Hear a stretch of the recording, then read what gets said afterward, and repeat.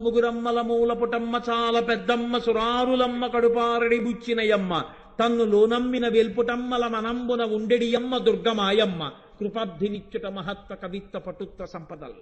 అమ్మవారిని స్తోత్రం చేశారు కాబట్టి ఆ ఘంటం అలా పరిగెత్తింది. 12 స్కంధాల భాగవతం సంస్కృతంలో చదివితే ఎంత ఫలితమో, రుక్మిణీ కళ్యాణం తెలుగులో చదివితే అంత ఫలితం. గజేంద్రమోక్షం సంస్కృత శ్లోకాలు చదివితే ఎంత ఫలితమో తెలుగులో చదివితే అంత ఫలితం. ఇంకా ఆశ్చర్యం, పోతన గారి ఘంటం ఎక్కడాగిపోయిందో అక్కడ రామచంద్రమూర్తి వచ్చి పూర్తి చేశారు గజేంద్రమోక్షం. అంత స్థితి ఎక్కడి నుంచి వచ్చింది? అమ్మవారి అనుగ్రహం. అందుకే ఆయన అంటారు, శారదనీరదెందు ఘనసార పటీర మరాళ మల్లికాహార తుషార భేన రజతాచలకాశ పణీష కుంద మందార సుధాపయోధిసిత తామర సామర వాహిని శుభాకారత నొప్పు నిన్ను మది కనగనెన్నడు కల్గు భారతి అన్నారు. బహుశః పోతన గారు పొందినటువంటి శారదా దర్శనం లాంటి దర్శనాన్ని ఈ లోకంలో ఎవ్వరూ పొందలేదు. నవవిద్రుమ బింబ శ్రీన్యక్కారిదనచ్చద ఈ నామం తరువాత శుద్ధ విద్యాంకురాకార ద్విజపంక్తి ద్వయోజ్వల అని పిలుస్తున్నారు. శుద్ధ విద్య యొక్క అంకుర స్వరూపములో ఉండేటటువంటి దంతములు ప్రకాశిస్తున్నటువంటి తల్లి, లేదా శుద్ధ విద్యకి సంబంధించి ఏ అంకురములు ఉన్నాయో ఆ అంకురములు తన దంతపంక్తిగా చేసుకుని ప్రకాశిస్తున్నటువంటి తల్లి, ఆ దంతపంక్తి ప్రకాశిస్తున్నటువంటి తల్లి. ఇది మీరు కొంచెం జాగ్రత్తగా ఒడిసి పట్టుకోవలసినటువంటి నామం. అందున ఇప్పుడు నేను ఈ నామాన్ని వ్యాఖ్యానం చేసే సమయంలో త్రయోదశి తిథి ఉంది. త్రయోదశి శైవ సంప్రదాయమునందు చాలా ప్రఖ్యాతి వహించినటువంటి తిథి. ఇది చాలా గొప్ప తిథి. అనుకోకుండా ఇవాళ ఆ నామం రావడం కూడా బహుశః పరాశక్తి యొక్క అనుగ్రహమే అయి ఉంటుంది. మనకి సనాతన ధర్మమునందు ఒక లక్ష్యం ఉంటుంది. ఏమా లక్ష్యము అంటే విద్, వేదము అన్నది విద్ అనేటటువంటి దాంట్లోంచి వచ్చింది. విద్ అంటే తెలుసుకొనుట. మీకు పుస్తకాలన్నీ కూడా తెలుసుకోవడానికే ఉపయోగపడతాయి. ఒక బీకామ్ చదువుకోవడమో, ఎంకామ్ చదువుకోవడమో, ఒక బీటెక్ చదువుకోవడమో అంటే దానికి సంబంధించినటువంటి పుస్తకాలు చదువుకుని దానికి సంబంధించినటువంటి జ్ఞానాన్ని లోపల మనం పొంది ఉండడం. కానీ ఇవన్నీ దేనికి పనికొస్తాయి అంటే ఈ విద్యలు కుక్షింభరత్వానికి పనికొస్తాయి, అంటే పొట్ట పోసుకోవడానికి పనికొస్తాయి అంతే. లేదా సమాజమునందు ఒక స్థాయిని పొందడానికి పనికొస్తాయి. ఈ చదువుకున్నాడండి కాబట్టి ఆ ఉద్యోగంలో ఉన్నాడు, ఈ చదువుకున్నాడండి ఎక్కువ డబ్బులు సంపాదించుకుంటున్నాడు, ఈ చదువుకున్నాడు ఓ 2 కార్లు ఉన్నాయి, ఈ చదువుకున్నాడు ఒక పెద్ద సౌధం ఉంది, అంతవరకే వాటి ప్రయోజనం. అంత మాత్రం చేత అతను మళ్ళీ పుట్టకుండా అటువంటి స్థితిని పొందగలడా అంటే ఒక్కనాటికి పొందలేడు. ఎందుచేత అంటే అతను సంపాదించినటువంటి ద్రవ్యం ఎంత నిజాయితీతో కూడినదైనా కావచ్చు, ద్రవ్యాన్ని మీరు మళ్ళీ ఖర్చు పెట్టడం కూడా అంత ధర్మబద్ధంగా ఉండాలి. కాబట్టి ఖర్చు పెట్టడంలో వైక్లభ్యం వచ్చిందనుకోండి, ఆ అర్థము పాపహేతువై కూర్చుంటుంది. అప్పుడు లేనిపోని ఇబ్బందులు మళ్ళీ వస్తాయి. పైగా అసలు అలా అర్థము చేత తరించడం అనేటటువంటిది కుదరనటువంటి విషయం. కేవలము జ్ఞానము చేత మాత్రమే తరించాలి. ఈ జ్ఞానము దేని చేత ఆవిర్భవిస్తుంది అంటే భక్తితో కూడినటువంటి కర్మాచరణము చేత ఈశ్వరుడు అనుగ్రహించి ఒకనాడు మనకి జ్ఞానాన్ని ఇస్తాడు. చూడండి, పాలు మనం తీసుకెళ్లి పొయ్యి మీద పెడతాం. ఎప్పుడు పాలు పొంగుతాయి అంటే ప్రతిరోజు పాలు కాచేవాళ్ళు కూడా ఇప్పుడు పాలు పొంగుతాయని ఏం చెప్పలేదు. ఆ పాలు పొంగడం అంటే పాలు అనబడినటువంటి ప్రతి బిందువు ఇంకా పొంగడానికి యోగ్యమైన ఉష్ణోగ్రతని చేరిపోతే పాలు తమంత తాము పొంగుతాయి. మనం ఒక పాత్రలో పోసి ఉడికిస్తున్నటువంటి బియ్యం అన్నీ ఎప్పుడు అన్నంగా మారే? అడుగుది మాడిపోకుండా పైది కిందది మధ్యలోది అన్నీ మెతుకులుగా ఎప్పుడు మారే మనకి తెలియదు. కానీ పైన ఉన్న గింజ మెత్తపడితే లోపల ఉన్న గింజ కూడా మెత్తపడుతుంది. అన్ని బియ్యపు గింజలు ఒక్కసారే అన్నంగా మారాయి. ఇది ఎలా జరిగిందో భక్తితో కూడినటువంటి కర్మాచరణము చెయ్యగా జ్ఞానము కూడా అలా ఆవిర్భవిస్తుంది. ఆ జ్ఞానావిర్భావము జరిగితే ఆ జ్ఞానము వల్ల మాత్రమే మోక్షము సాధింపబడుతుంది. ఈ మోక్షము సాధించడానికి యోగ్యమైనటువంటి విద్య ఏది ఉన్నదో ఆ విద్యకే శుద్ధ విద్య అని పేరు. మిగిలిన విద్యలన్నీ హూణ విద్యలు. అందుకే మీరు చూశారో లేదో శారదాదేవి ఒక చిత్రం చేస్తూ ఉంటుంది ఆ తల్లి. ఆవిడ ఎడం చేతిలో పుస్తకాన్ని పట్టుకుంటుంది. ఎడం చేతిలో పుస్తకాన్ని పట్టుకోవడానికి కారణం ఏమిటంటే కుడి చేతిలో తావళం పట్టుకుంటుంది. అందుకే సనాతన ధర్మమునందు ఆధ్యాత్మ విద్యయందు జనాన్ని ఆకర్షించే ప్రయత్నం ఎప్పుడూ చేయకూడదు. మీరు ఆకర్షించి జనాన్ని తెచ్చుకునే ప్రయత్నం ఎన్నడూ చేయకూడదు. మనం ఏదో ఇది చేస్తే ఓ జనం బాగా వస్తారు కదా అని మీరు పని చేశారనుకోండి, దానివల్ల మీరు పాడైపోతారు, ఎదుటి వాళ్ళు పాడైపోతారు. ఎందుకో తెలుసా అండి? జనంతో కాదు ప్రయోజనం. సనాతన ధర్మం యొక్క ప్రయోజనం ఏమిటంటే మీరు ఉద్ధరింపబడడం. ముందు మీరు ఉద్ధరింపబడి మీరు ఒక స్థానమునందు పదిలంగా కూర్చుని మిగిలిన వాళ్ళని కూడా ఆ స్థానములోకి లాగే ప్రయత్నం చేస్తారు తప్ప ఎంతమంది జనాన్ని ఇటువైపుకి లాక్కునే ప్రయత్నం చేద్దామన్నది సనాతన ధర్మంలో ఉండదు. కాబట్టి అమ్మవారు కుడి చేతిలో తావళం పట్టుకుంటుంది. ఆ తావళం పట్టుకుంటే అది తిరుగుతుంది. అంటే గురుముఖత విన్న విషయాన్ని మీరు ఎంత మననం చేస్తారో, మననం చేసిన దాన్ని మీ యొక్క అనుష్ఠానంలోకి, మీ అభ్యాసంలోకి, ఆచరణలోకి మీరు ఎంత తెచ్చుకోగలుగుతారు, తెచ్చుకున్న దాని చేత మీరు ఎంత తరిస్తారు, ఇది ప్రమాణం. తప్ప కేవలంగా విన్నామంటే విన్నాం, అర్థరహితమైనటువంటి విషయం. గురుముఖత విన్నటువంటి ఏ విషయమైనా విశ్వాసముతో కూడినదై ఉండాలి. ఇది మనని ఉద్ధరిస్తుంది అన్న నమ్మకం ఉండాలి. ఆ నమ్మకంతో ఆచరించినది ఏది ఉంటుందో దాని వలన మాత్రమే ప్రయోజనాన్ని పొందుతాడు. అందుకే చూడండి, మనకి ఒక మాట చెప్తారు, శుద్ధ విద్య యొక్క ఫలితమేమి అంటే, మామూలుగా శుద్ధ విద్య కాని చేత ఎలా కుక్షింభరత్వం కలుగుతుందో, శుద్ధ విద్య యందు ఒక స్థితిని పొందితే, అనగా తాను ఆ శుద్ధ విద్య చేత తరించిన వాడై తానే ఆ విద్యాస్వరూపాన్ని పొందేస్తే తానేమవుతాడు అంటే అభేదమును పొందుతాడు. దేనితో అభేదమును పొందుతాడు? తనకు విశ్వమునకు అభేదం. విశ్వముతో ఎందుకు అభేదమును పొందుతాడు అంటే, విశ్వమే విష్ణువు, విశ్వమే అమ్మవారు. ఆ విశ్వమునందు అంతర్భాగమైన తాను కూడా విష్ణువే, తాను కూడా అమ్మవారే. ఉన్నది ఒక్క వస్తువే, రెండు వస్తువులు లేవన్న స్థితికి వెళ్ళిపోతాడు. ఇప్పుడు ఇదే ఈ స్థితి వారి యందు ఏమవుతుందంటే కారుణ్యముగా వ్యక్తమవుతుంది, ఒక గుణముగా కాదు. మీరు చూడండి, ఇది కొన్ని కొన్ని చోట్ల ఏమవుతుందంటే భ్రష్టత్వాన్ని పడుతుంది. ఎలా పడుతుంది అంటే, నేను ఒక మంచి పని చేస్తున్నాను, ఎక్కడో ఇళ్ళు అంటుకున్నాయనుకోండి, ఆ ఇళ్ళు అంటుకున్న వాళ్ళకి పట్టుకెళ్ళి నువ్వు కంబళీలు పంచిపెట్టాలి అని మీరు అనుకున్నారనుకోండి. ఇప్పుడు మీరు అది ఎందుకు చేస్తున్నారు? మీరు దయతో చేస్తున్నారు. మీరు కంబళీలు పంచడం అనేటటువంటిది వీడియో తీయడము, ఫోటోలు తీయడము అవసరమా? మీ దయకు ఒక సాక్ష్యం ఉండాలా? అక్కర్లేదు. మీ దయ అవతల వారి యొక్క కష్టాన్ని మీరు ఊహించుకుని, ఈ కష్టం నాకు వచ్చి ఉంటే అన్న భావన కలగగానే, ఆ కష్టం నా కష్టమైతే అన్న బాధ కలగగానే, ఈ బాధ చేత ఆ వస్తువు నేను ఒక్కటే అని మీకున్న దాంతో అవతల వారిని ఆదుకునేటప్పుడు, సనాతన ధర్మానికి ఉన్న గొప్పతనం ఏమిటంటే, అవతలవాడు లేనివాడు నేనున్నవాడిని అని ఉపకారం చేయరు. ఎలా చేస్తారంటే, అందులో ఉన్నది ఇందులో ఉన్నది ఒక్కటే పదార్థం, ఇప్పుడు నాకు ఈశ్వర సేవ చేసుకునే అదృష్టం లభించింది అని సమాజాన్ని ఈశ్వరుడిగా చూసి సేవిస్తారు తప్ప, నేను ఉపకారం చేస్తున్నాను, వాడు ఉపకారం పొందుతున్నాడు, మేము సేవ చేస్తున్నాం, వాళ్ళు సేవలు పొందుతున్నారు, అసలు ఈ భావన సనాతన ధర్మమునకు సంబంధించినది కాదు. ఈ సిద్ధాంతం ఎక్కడన్నా కనపడింది అనుకోండి, అది ఖచ్చితంగా దోషభూయిస్తాం అన్నమాట. అప్పుడు మీకు ఏమవుతుందో తెలుసా అండి? మీకు తెలియకుండానే ఒక అహంకారం మీలో పెరుగుతుంది. ఇప్పుడు నేను సేవ చేస్తున్నాను అన్న భావన మీకు కలగగానే ఏమవుతుందో తెలుసా అండి? నీ చేస్తున్నాను అన్న భావన కలగగానే ఏదో ఒక క్షణంలో మీరు ఉపేక్షింపబడ్డారు అన్న భావన కూడా మీకు కలిగింది అనుకోండి. ఇంత సేవ చేస్తున్న నేను ఉపేక్షింపబడ్డాను, ఇది పక్కకి చేయాలి. ఇది వెంటనే ఏమవుతుందంటే అహంకారమునకు కారణం అవుతుంది.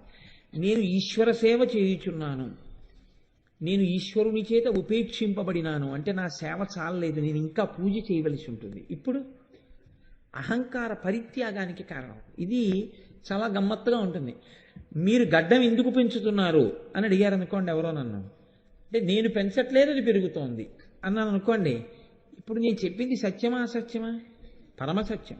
నేనేం పెంచలేదు, అది పెరిగింది. ఇప్పుడు ప్రశ్న మారాలి. మీరు గడ్డం ఎందుకు తీయట్లేదు అని అడిగారు అనుకోండి, అప్పుడు నేను గడ్డం ఎందుకు పెంచుతున్నానో చెప్పవలసి ఉంటుంది.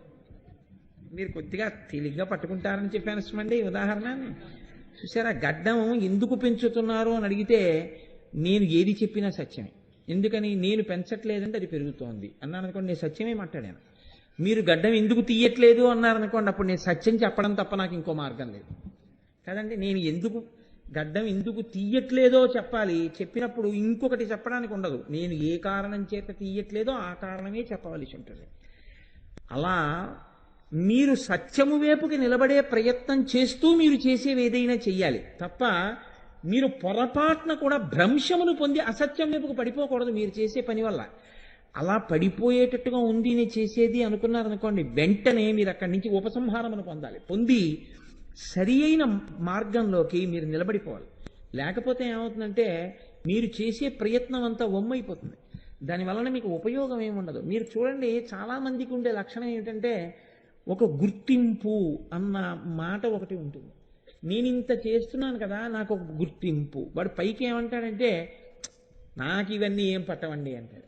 మీకు పట్టవు అన్న విషయం ఎప్పుడు తెలుస్తుందో తెలుసా అండి? పట్టవో పట్టించుకునేవాడు ఎప్పుడు తెలుస్తుందంటే మీరు వారం రోజులు పలకరించకుండా ఉండండి, ఈ మధ్య మీకు మేము కనపట్టలేదంటాడు, అయిపోయిందంటే ఇప్పుడు ఆరే బయటపడిపోయారు అనమాట. ఇది గమ్మత్తుగా ఉంటుంది లోకంలో. దీని యందు మీరు పూనిక వహించి ఉండాలి.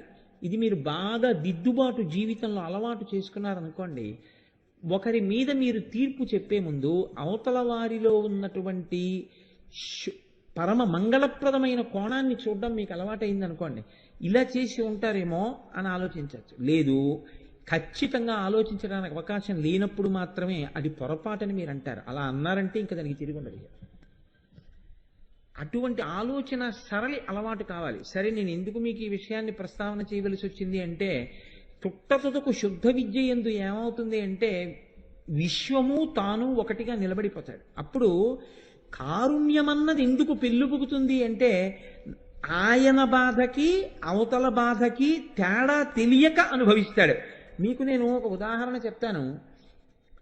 ఇప్పుడు శృంగగిరి పీఠానికి పీఠాధిపత్యం వహిస్తున్నటువంటి మహాపురుషుడు ఎవరున్నారో భారతీ తీర్థస్వామి వారు, ఆ భారతీ తీర్థస్వామి వారి గురువు గారు ఉండేవారు. ఆయన పేరు అభినవ విద్యాతీర్థస్వామి వారు. ఆ అభినవ విద్యాతీర్థస్వామి వారు శృంగగిరి పీఠానికి ఆధిపత్యం వహిస్తున్నటువంటి రోజుల్లో ఒక గమ్మత్తు జరిగింది. ఒక ఆయుర్వేద వైద్యుడు ఆయన దర్శనానికి వచ్చారు. ఆయన దర్శనం చేసుకున్న తర్వాత ఆయన మంది ఇచ్చారు.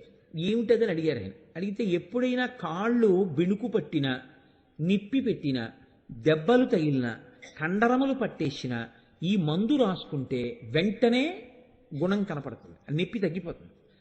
ఇది మీరు అలవోకగా ఏదో ఇచ్చాను కదా అని చెప్పి మళ్ళీ ఎవరికో కాళ్ళు నొప్పి అంటే ఇచ్చేసారు. అలా ఇచ్చేసేయకండి. ఇది సామాన్యమైన మందు కాదు. చాలా కష్టపడి, చాలా ఖర్చు పెట్టి, చాలా పదార్థాలతో తయారు చేసిన మందు. కాబట్టి మీరు చాలా భద్రంగా ఉంచుకోండి సుమా, ఎప్పుడైనా అవసరమైతే వాడుకోండి అని చెప్పాడు ఆయన. తప్పకుండా అలాగే. ఇప్పుడు ఆయన దాన్ని సత్యదండంతో ఇలా తోసి పరివారంలో ఒకరిని పిలిచి దాన్ని భద్రం చేయండి అన్నారు. ఆ వచ్చిన ఆయన చాలా సంతోషపడి స్వామి స్వీకరించారని వెళ్ళిపోయారు. వాళ్ళు భద్రం చేశారు. మరునాడు సాయంకాలం అభినవ విద్యాతీర్థ స్వామి సత్యదండం పట్టుకుని తుంగానదిని దాటి శారదామాత గుళ్ళోకి రావాలి గురునివాస దగ్గర నుంచి. ఆయన అటువైపుగా వస్తున్నారు. అక్కడంతా పెద్ద తోట ఉంటుంది. అక్కడ ఎప్పుడూ తిరిగే కుక్కే ఒక కుక్క కుంటుతూ నడుస్తోంది. ఆయన ఆగి అన్నారు, ఆ కుక్క ఎందుకు కుంటుతోందని అడిగారు. అడిగితే ఎవరో కొట్టారండి, ఆ కుక్క కాలు నిప్పి చేసింది, అందుకని కాలుతో నడవలేకపోతోంది అన్నారు. ఆయన అన్నారు, ఎలాగో నడవలేకపోతోంది కదా, ఆ కుక్కని పట్టుకుని ఇలా తీసుకురండి అన్నారు. గబగబా వెళ్ళి శిష్యులు కుక్కను తీసుకొచ్చారు. ఇప్పుడు ఆ పరివారంలో వాడిని పిలిచిన్నారు. నిన్న ఆ ఆయుర్వేద వైద్యుడు తెచ్చి ఇచ్చిన మందు ఇలా పట్టుకురా అన్నారు. ఆ మందు పట్టుకొచ్చారు. పట్టుకొస్తే దానికి జాగ్రత్తగా మందు రాయించారు. ఆయన రాయించి రోజు దానికి తగ్గిందా ఇంకొంచెం రాయాలా చూడండి అనేవారు. కొన్నాళ్ళకి ఏమైపోయిందంటే 4-5 రోజుల తర్వాత ఈయనకి ఇచ్చిన మందు డబ్బా ఖాళీ అయిపోయింది. కుక్క కాలు దిద్దుబాటు అయిపోయి పరిగెత్తి వెళ్ళిపోయింది. ఇప్పుడు ఆయన చూసి ఎంత ఆనందపడిపోయారు. పోన్లేవయ్యా, కుక్క కాలు దిద్దుబాటు అయిపోయింది అన్నారు. ఆ ఔషధం అత్యంత ఖరీదైంది అని చెప్తే కుంటుతున్న కుక్క వంక చూసి కుక్క కుంటితే కుంటుంది కానీ రేపొద్దున మనకేమైనా నొప్పి వస్తే పనికొస్తుందని చెప్పి మందు దాచుకోలేదు. కుంటుతున్న కుక్కని చూడగానే ఆ కుంటడం ఎంత బాధగా ఉంటుందో అన్నది అర్థం చేసుకోగానే మన దగ్గర ఔషధి ఉంది కదా వాడేశారు. ఇది విశ్వమంతా ఒకటే అన్న భావన వలన పైకొచ్చిన కారుణ్యం. ఈ స్థితిని పొందినటువంటి వారు శుద్ధ విద్య చేత అనుగ్రహింపబడ్డారు, అనగా అమ్మవారి చేత అనుగ్రహింపబడినారు అని గుర్తు. ఇది పతాక స్థాయి సనాతన ధర్మంలో. ఈ స్థాయిని పొందినటువంటి మహాపురుషులు ప్రకృతిలో ఏ ప్రాణి యొక్క ఖేదాన్ని చూసి వాళ్ళు ఓర్చుకోలేరు. అది వాళ్ళ పట్ల ఖేదంగా భావన చేసేసి వాళ్ళు బెంగ పెట్టేసుకుంటారు. ప్రపంచంలో ఏ ప్రాణి సంతోషాన్ని చూసి వాళ్ళు అసూయ పొందలేరు. ఎందుకు పొందలేరంటే ఎవరు సంతోషాన్ని పొందినా అది తన సంతోషంగానే భావన చేస్తారు. అందుకే భగవాన్ రమణులు కొండ మీద గోళీలు ఆడుతుండేవారు పిల్లలతో.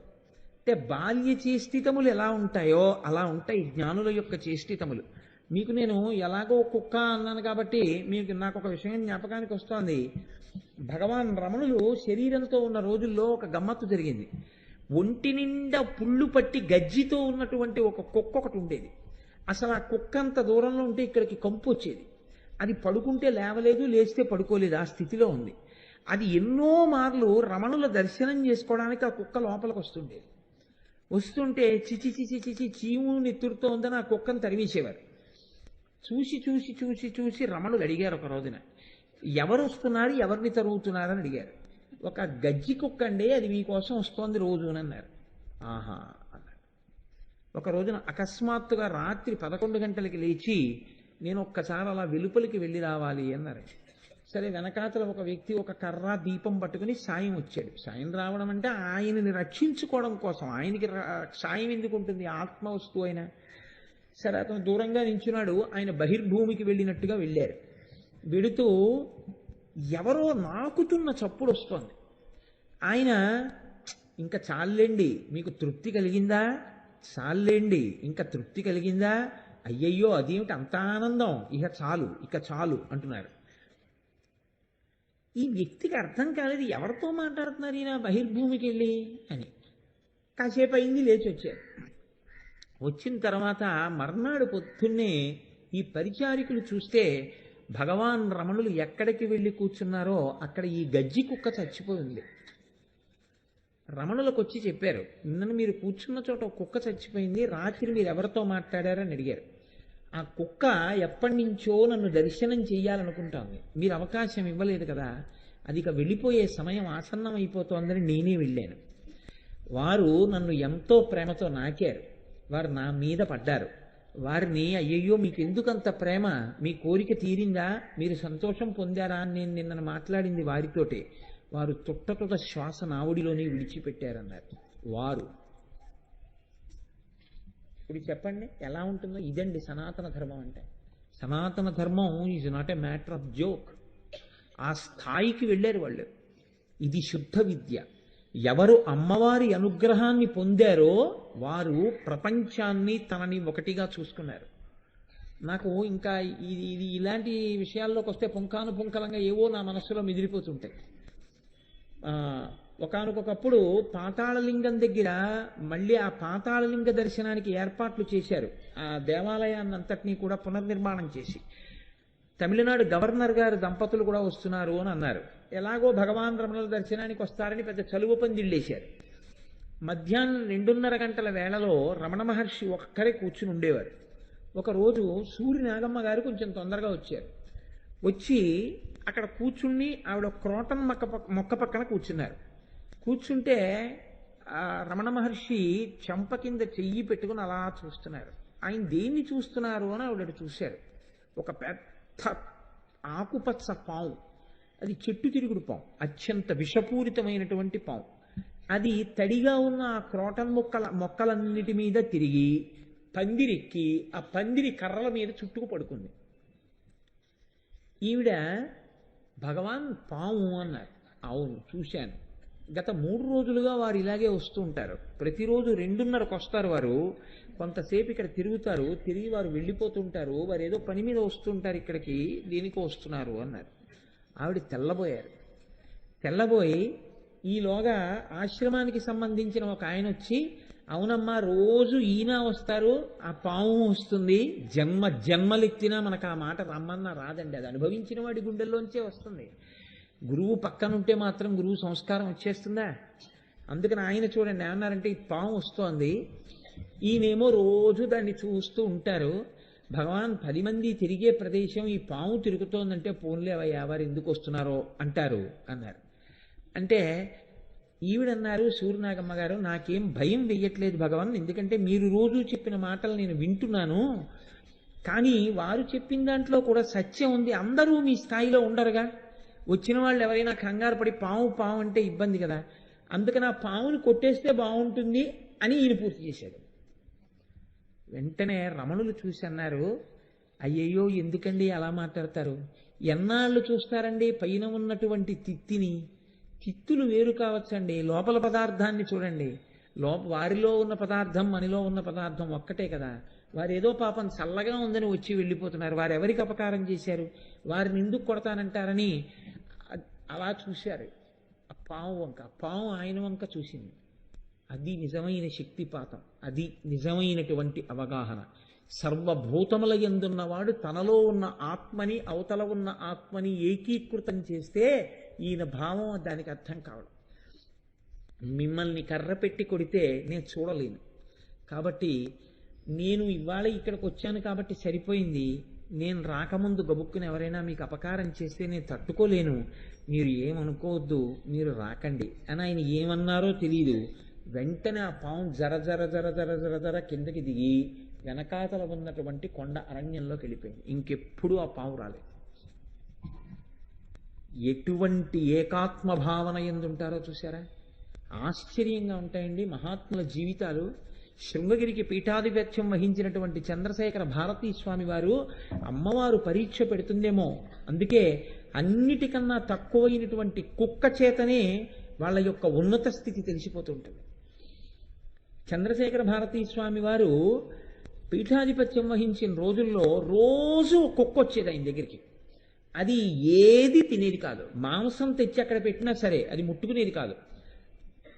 శ్రీచక్రార్చన అయిపోయి చంద్రమౌళీశ్వరుడికి నైవేద్యం అయిపోయిన తర్వాత ప్రసాదం పట్టుకొచ్చి ఆకులు అక్కడ పెడితే తిని పడుకునేది అంతే, ఏ పదార్థం ముట్టుకునేది కాదు.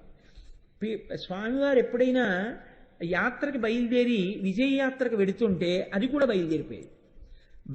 అది ఎక్కడ నడిచేది అంటే పరివారంతో నడిచేది కాదు. చంద్రశేఖర భారతీ స్వామివారు కూర్చున్న పల్లకి కింద అది నడుస్తుండేది. స్వామివారు ఎక్కడ విడిది చేస్తే అది అక్కడ విడిది చేసేది. స్వామివారు అనుగ్రహ భాషణం చేస్తే దూరంగా అలా కూర్చుని వినేది. అంతా అయిపోయిన తర్వాత ప్రసాదం పెడితే తినేది. ఒక రోజున అది వెళ్ళిపోతుంటే ఓ పిల్లవాడు దాన్ని రాయి పెట్టి కొట్టాడు. కొడితే ఆ కుక్క భౌ అని వాడి మీద దూకింది. దూకితే పీఠ పరివారం ఏం చేశారంటే, కుక్క ఎవరినన్నా కరిస్తే బాగుండదని దాని కళ్ళకి గంతలు కట్టేసి ఒక వాహనం ఎక్కించి 25 మైళ్ళ దూరం తీసుకెళ్లి వదిలేశారు. వదిలేసి 25 మైళ్ళ దూరం నుంచి వాళ్ళు తిరిగి వచ్చేసారు వాహనంలో. వాళ్ళు వచ్చేటప్పటికి కుక్క వచ్చి పడుకున్నది. మీరు నమ్మండి నమ్మపోండి, నేను అబద్ధం చెప్పట్లేదు. అటువంటి పీఠముల గురించి అబద్ధాలు చెప్పవలసిన అవసరం నాకు లేదు. ఆ కుక్క ఆ రోజు నుంచి ప్రసాదం పెడితే తినడం మానేసింది. అది రోజు చంద్రశేఖర భారతీ స్వామి వారి దర్శనం చేసుకుని అది ఏ క్షమార్పణ చెప్పుకుందో, నన్ను దూరం చెయ్యొద్దని. ఆయన దర్శనం అయిన తర్వాత ప్రసాదం తినేది. చిట్ట చివరికి ఆ కుక్క అలాగే ఆయన దర్శనం చేసి ఈశ్వరుల్లో లీనమైపోయింది. ఒక్కొక్కసారి ఉపాధి మారుతుంది, కానీ ఏ మహానుభావుడు అలా తిరుగుతూ ఉంటాడో తెలియదు. ఇది ఏకాత్మ భావనతో అన్నిట ఉన్నటువంటి ఒక్క వస్తువునే చూస్తూ ఉంటారు. ఆ ఒక్క వస్తువుని చూడగలిగినటువంటి ప్రజ్ఞకి ఎదుగుతారే ఆయన జ్ఞాని.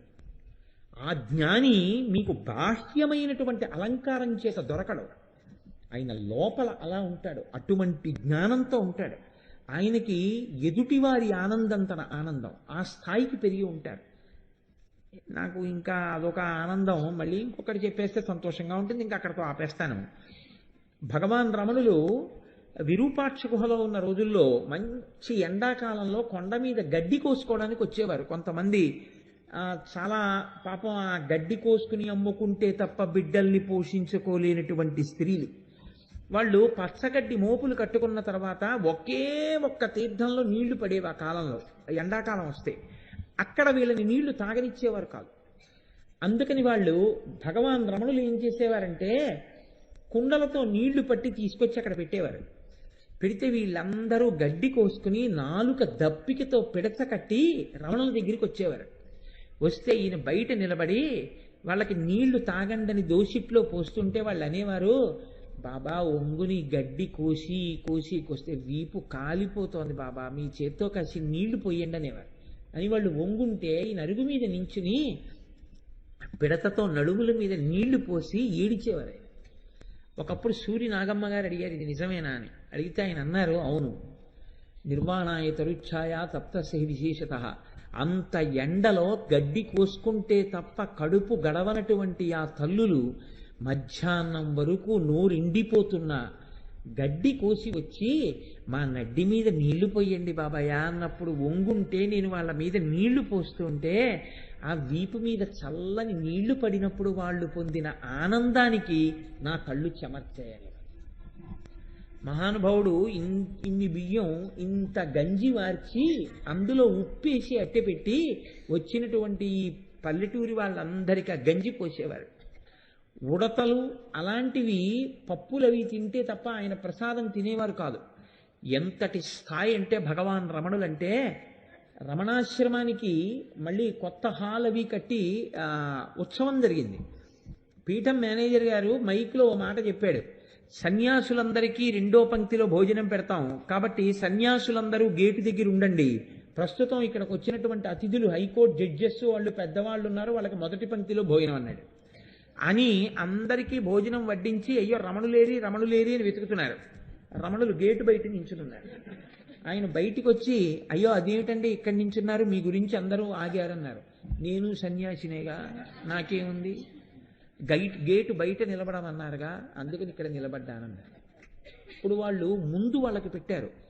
చాలా కాలం ఇప్పటికీ బహుశా నియమం ఉందనుకుంటాను, రమణాశ్రమంలో బయట నిలబడినటువంటి నిరుపేద వారికి అందరికీ కూడా ముందు నారాయణ సేవ చేసి, అందుకే చూడండి భోజనం పెట్టడానికి ఉన్న ఒకే ఒక మాట ఏమిటంటే నారాయణ సేవ, అంతే, అదొక్కటే, ఇంకొక మాట లేదు. నారాయణ సేవ. నారాయణ సేవ అంటే అందరిలో ఉన్న నారాయణుడికి అన్నం అందుతోంది, అంతే. నారాయణ సేవ అని వాళ్ళందరికీ పెట్టాక రమణులు కూడా అప్పుడు లోపలికి వెళ్ళి పదార్థం తీసుకునేవారు. మహాపురుషులైనటువంటి వారు అంత స్థితిలో ఉండేవారు. చంద్రశేఖర పరమాచార్య కాంచీ పీఠాధిపత్యం వహిస్తున్న రోజుల్లో వంటవాడు మినప్పప్పు ఎత్తుకుపోతూ దొరికిపోతే పరమాచార్య దగ్గరికి తీసుకొచ్చారు, ఈ వంటవాడు మినప్పప్పు ఎత్తుకుపోతున్నారని, ఏం శిక్ష వేయమంటారని అడిగారు. అడిగితే ఆయన అన్నారు, వాడికి ఒక 5 షేర్లు మినప్పప్పు 2 షేర్లు నెయ్యి ఇచ్చి పంపండి అన్నారు. అదేమిటని ఆశ్చర్యపోయారు. కదూ, వాడు రోజు పాపం గారెలు వండి మనందరికీ పెడుతున్నాడు పీఠంలో, వాడికి తను తినాలని తన బిడ్డలకి పెట్టుకోవాలని కోరిక ఉండి ఉంటుంది, వాడికి డబ్బు లేకపోయి ఉంటుంది, అందుకు కదూ మినప్పప్పు ఎత్తుకెడుతున్నాడు. మనం సిగ్గుపడద్దు, వాడికి 5 షేర్ల మినప్పప్పు 2 షేర్ల నెయ్యి ఇవ్వండి, వాడు నీతి గారెలు తిని సంతోషపడి వచ్చి పీఠంలో వంట చేస్తాడన్నారు. ఇది సర్వాత్మ భావన.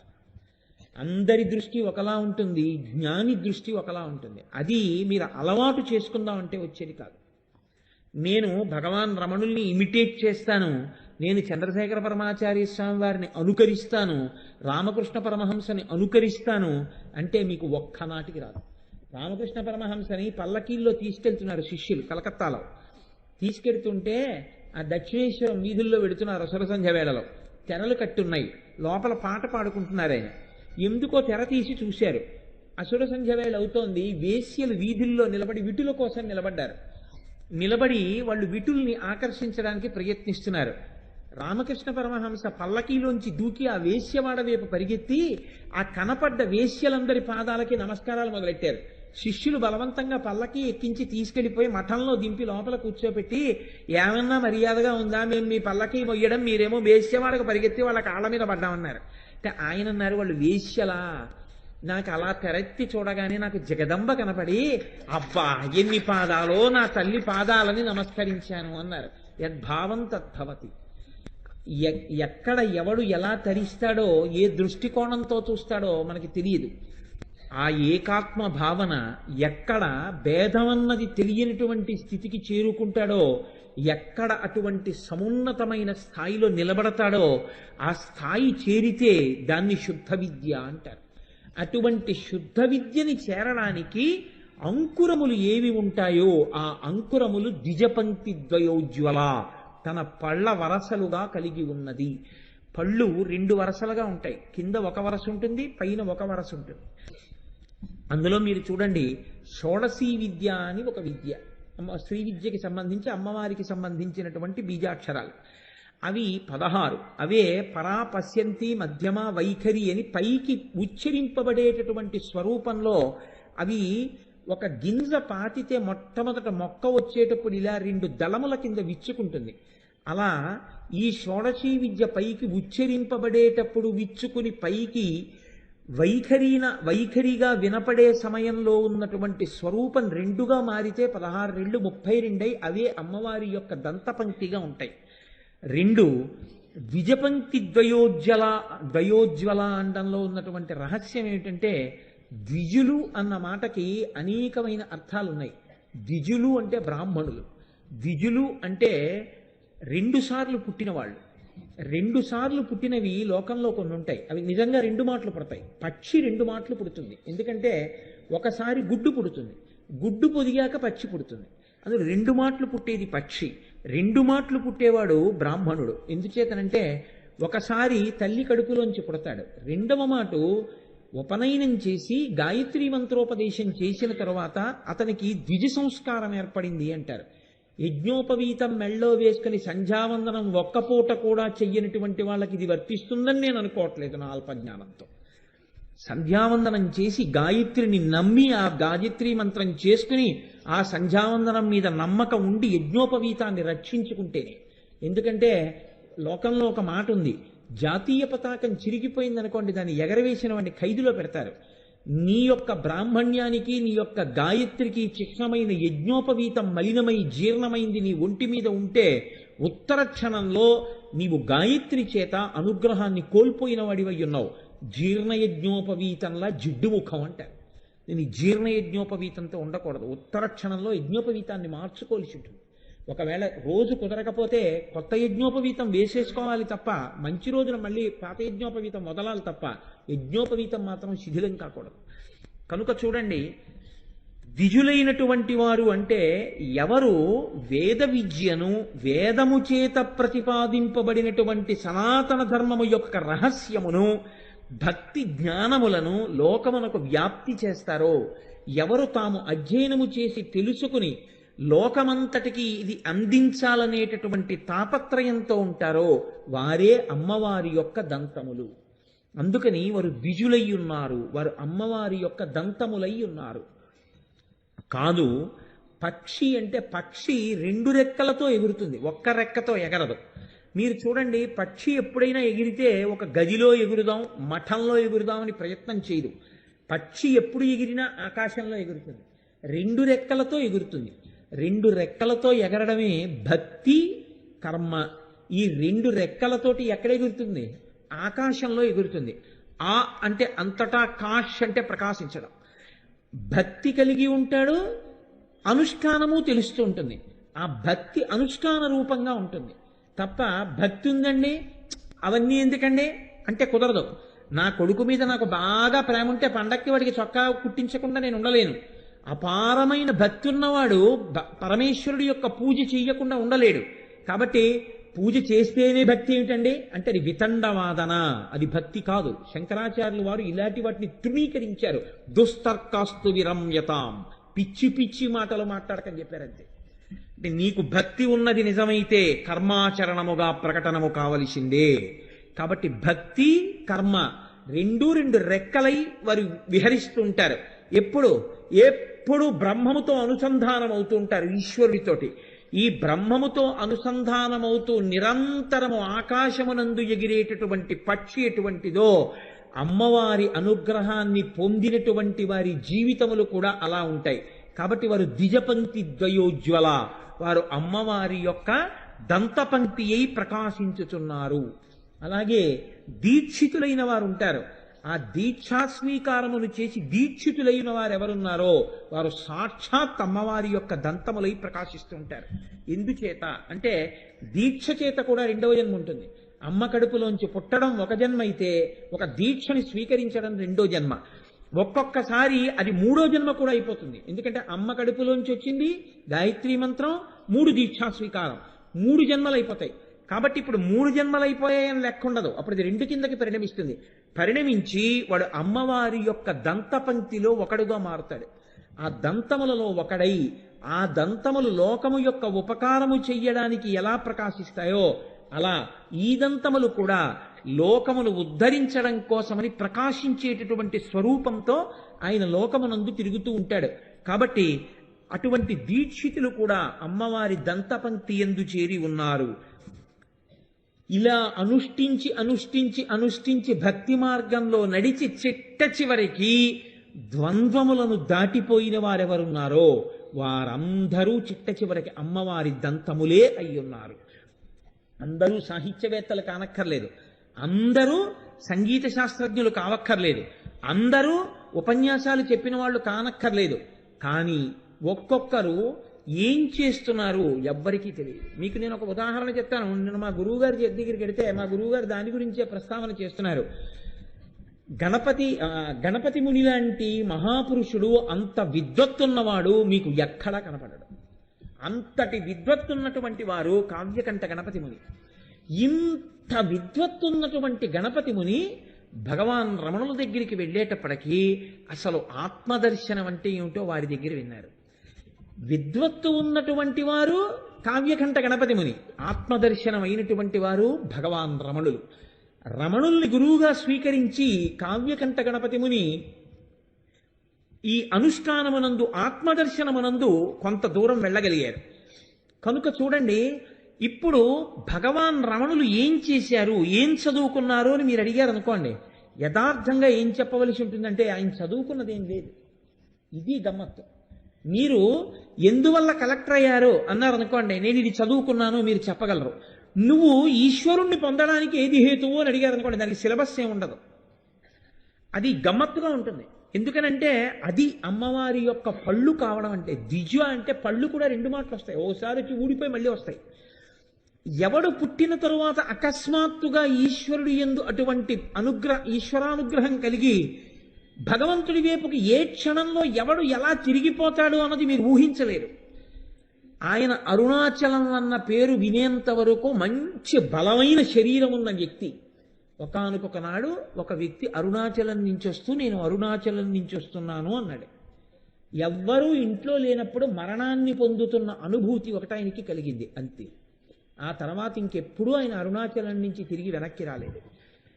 ఆ రమణులు ఇవాళ మోక్షమునందు ఆత్మదర్శనమునందు భగవాన్ రమణులు చెప్పిన మాటలు ఏవి ఉన్నాయో అవి ఆదిశంకరాచార్యులు వారు చెప్పినటువంటి మాటలతో తుల్యములు.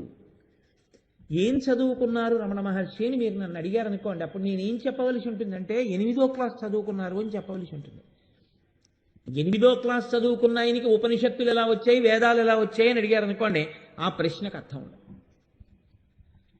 ఎందుకు అర్థం ఉండదు అంటే ఇంత మెత్తగా ఉండేటటువంటి లోపలి భాగం కలిగినటువంటి బుగ్గలు, ఇంత మెత్తగా ఉండేటటువంటి నాలుక, వీటి మధ్యలో ఇంత గట్టిగా ఉన్నటువంటి పళ్ళు ఎలా వచ్చాయి? ఇంత గట్టిగా ఉండే పళ్ళు ఇంత మెత్తగా ఉండేటటువంటి బుగ్గల లోపలి భాగాల్ని కానీ నాలుకని కానీ కరవకుండా ఎలా సహకరిస్తున్నాయి? మీకు తెలియదు. భగవంతుడి యొక్క అనుగ్రహాన్ని పొంది ఆయన ఎలా అన్ని విషయాలు తెలుసుకుని మోక్షం వైపుకి వెళ్ళగలిగాడు? మీకు తెలియదు, తెలియాలని లేదు కూడా.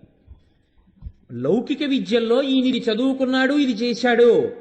ఈశ్వర సంబంధమైన విషయాల్లో క్వాలిఫికేషన్కి ఆత్మజ్ఞానం పొందడానికి సంబంధం ఏముండదు.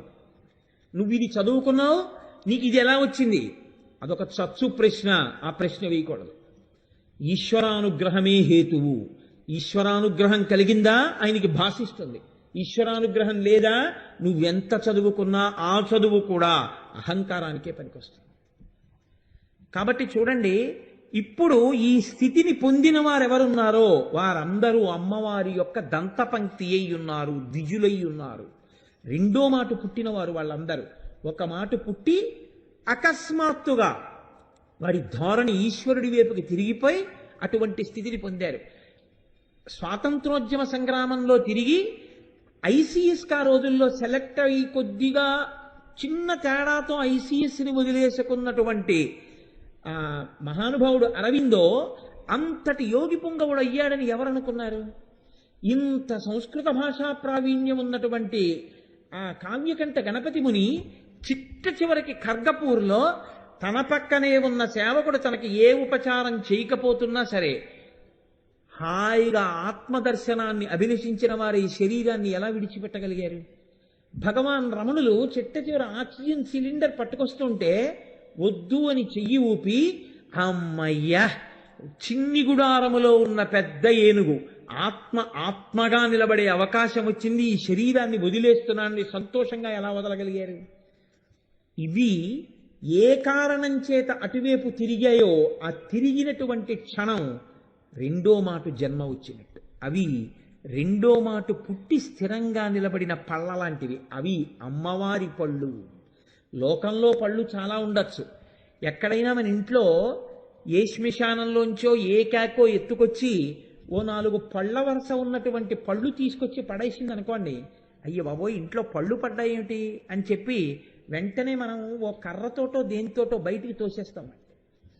ఆ పళ్ళు ఈ పళ్ళు తినడానికి పనికొచ్చే పళ్ళు, పనికిమాలిన మాటలు మాట్లాడడానికి పనికొచ్చే పళ్ళు.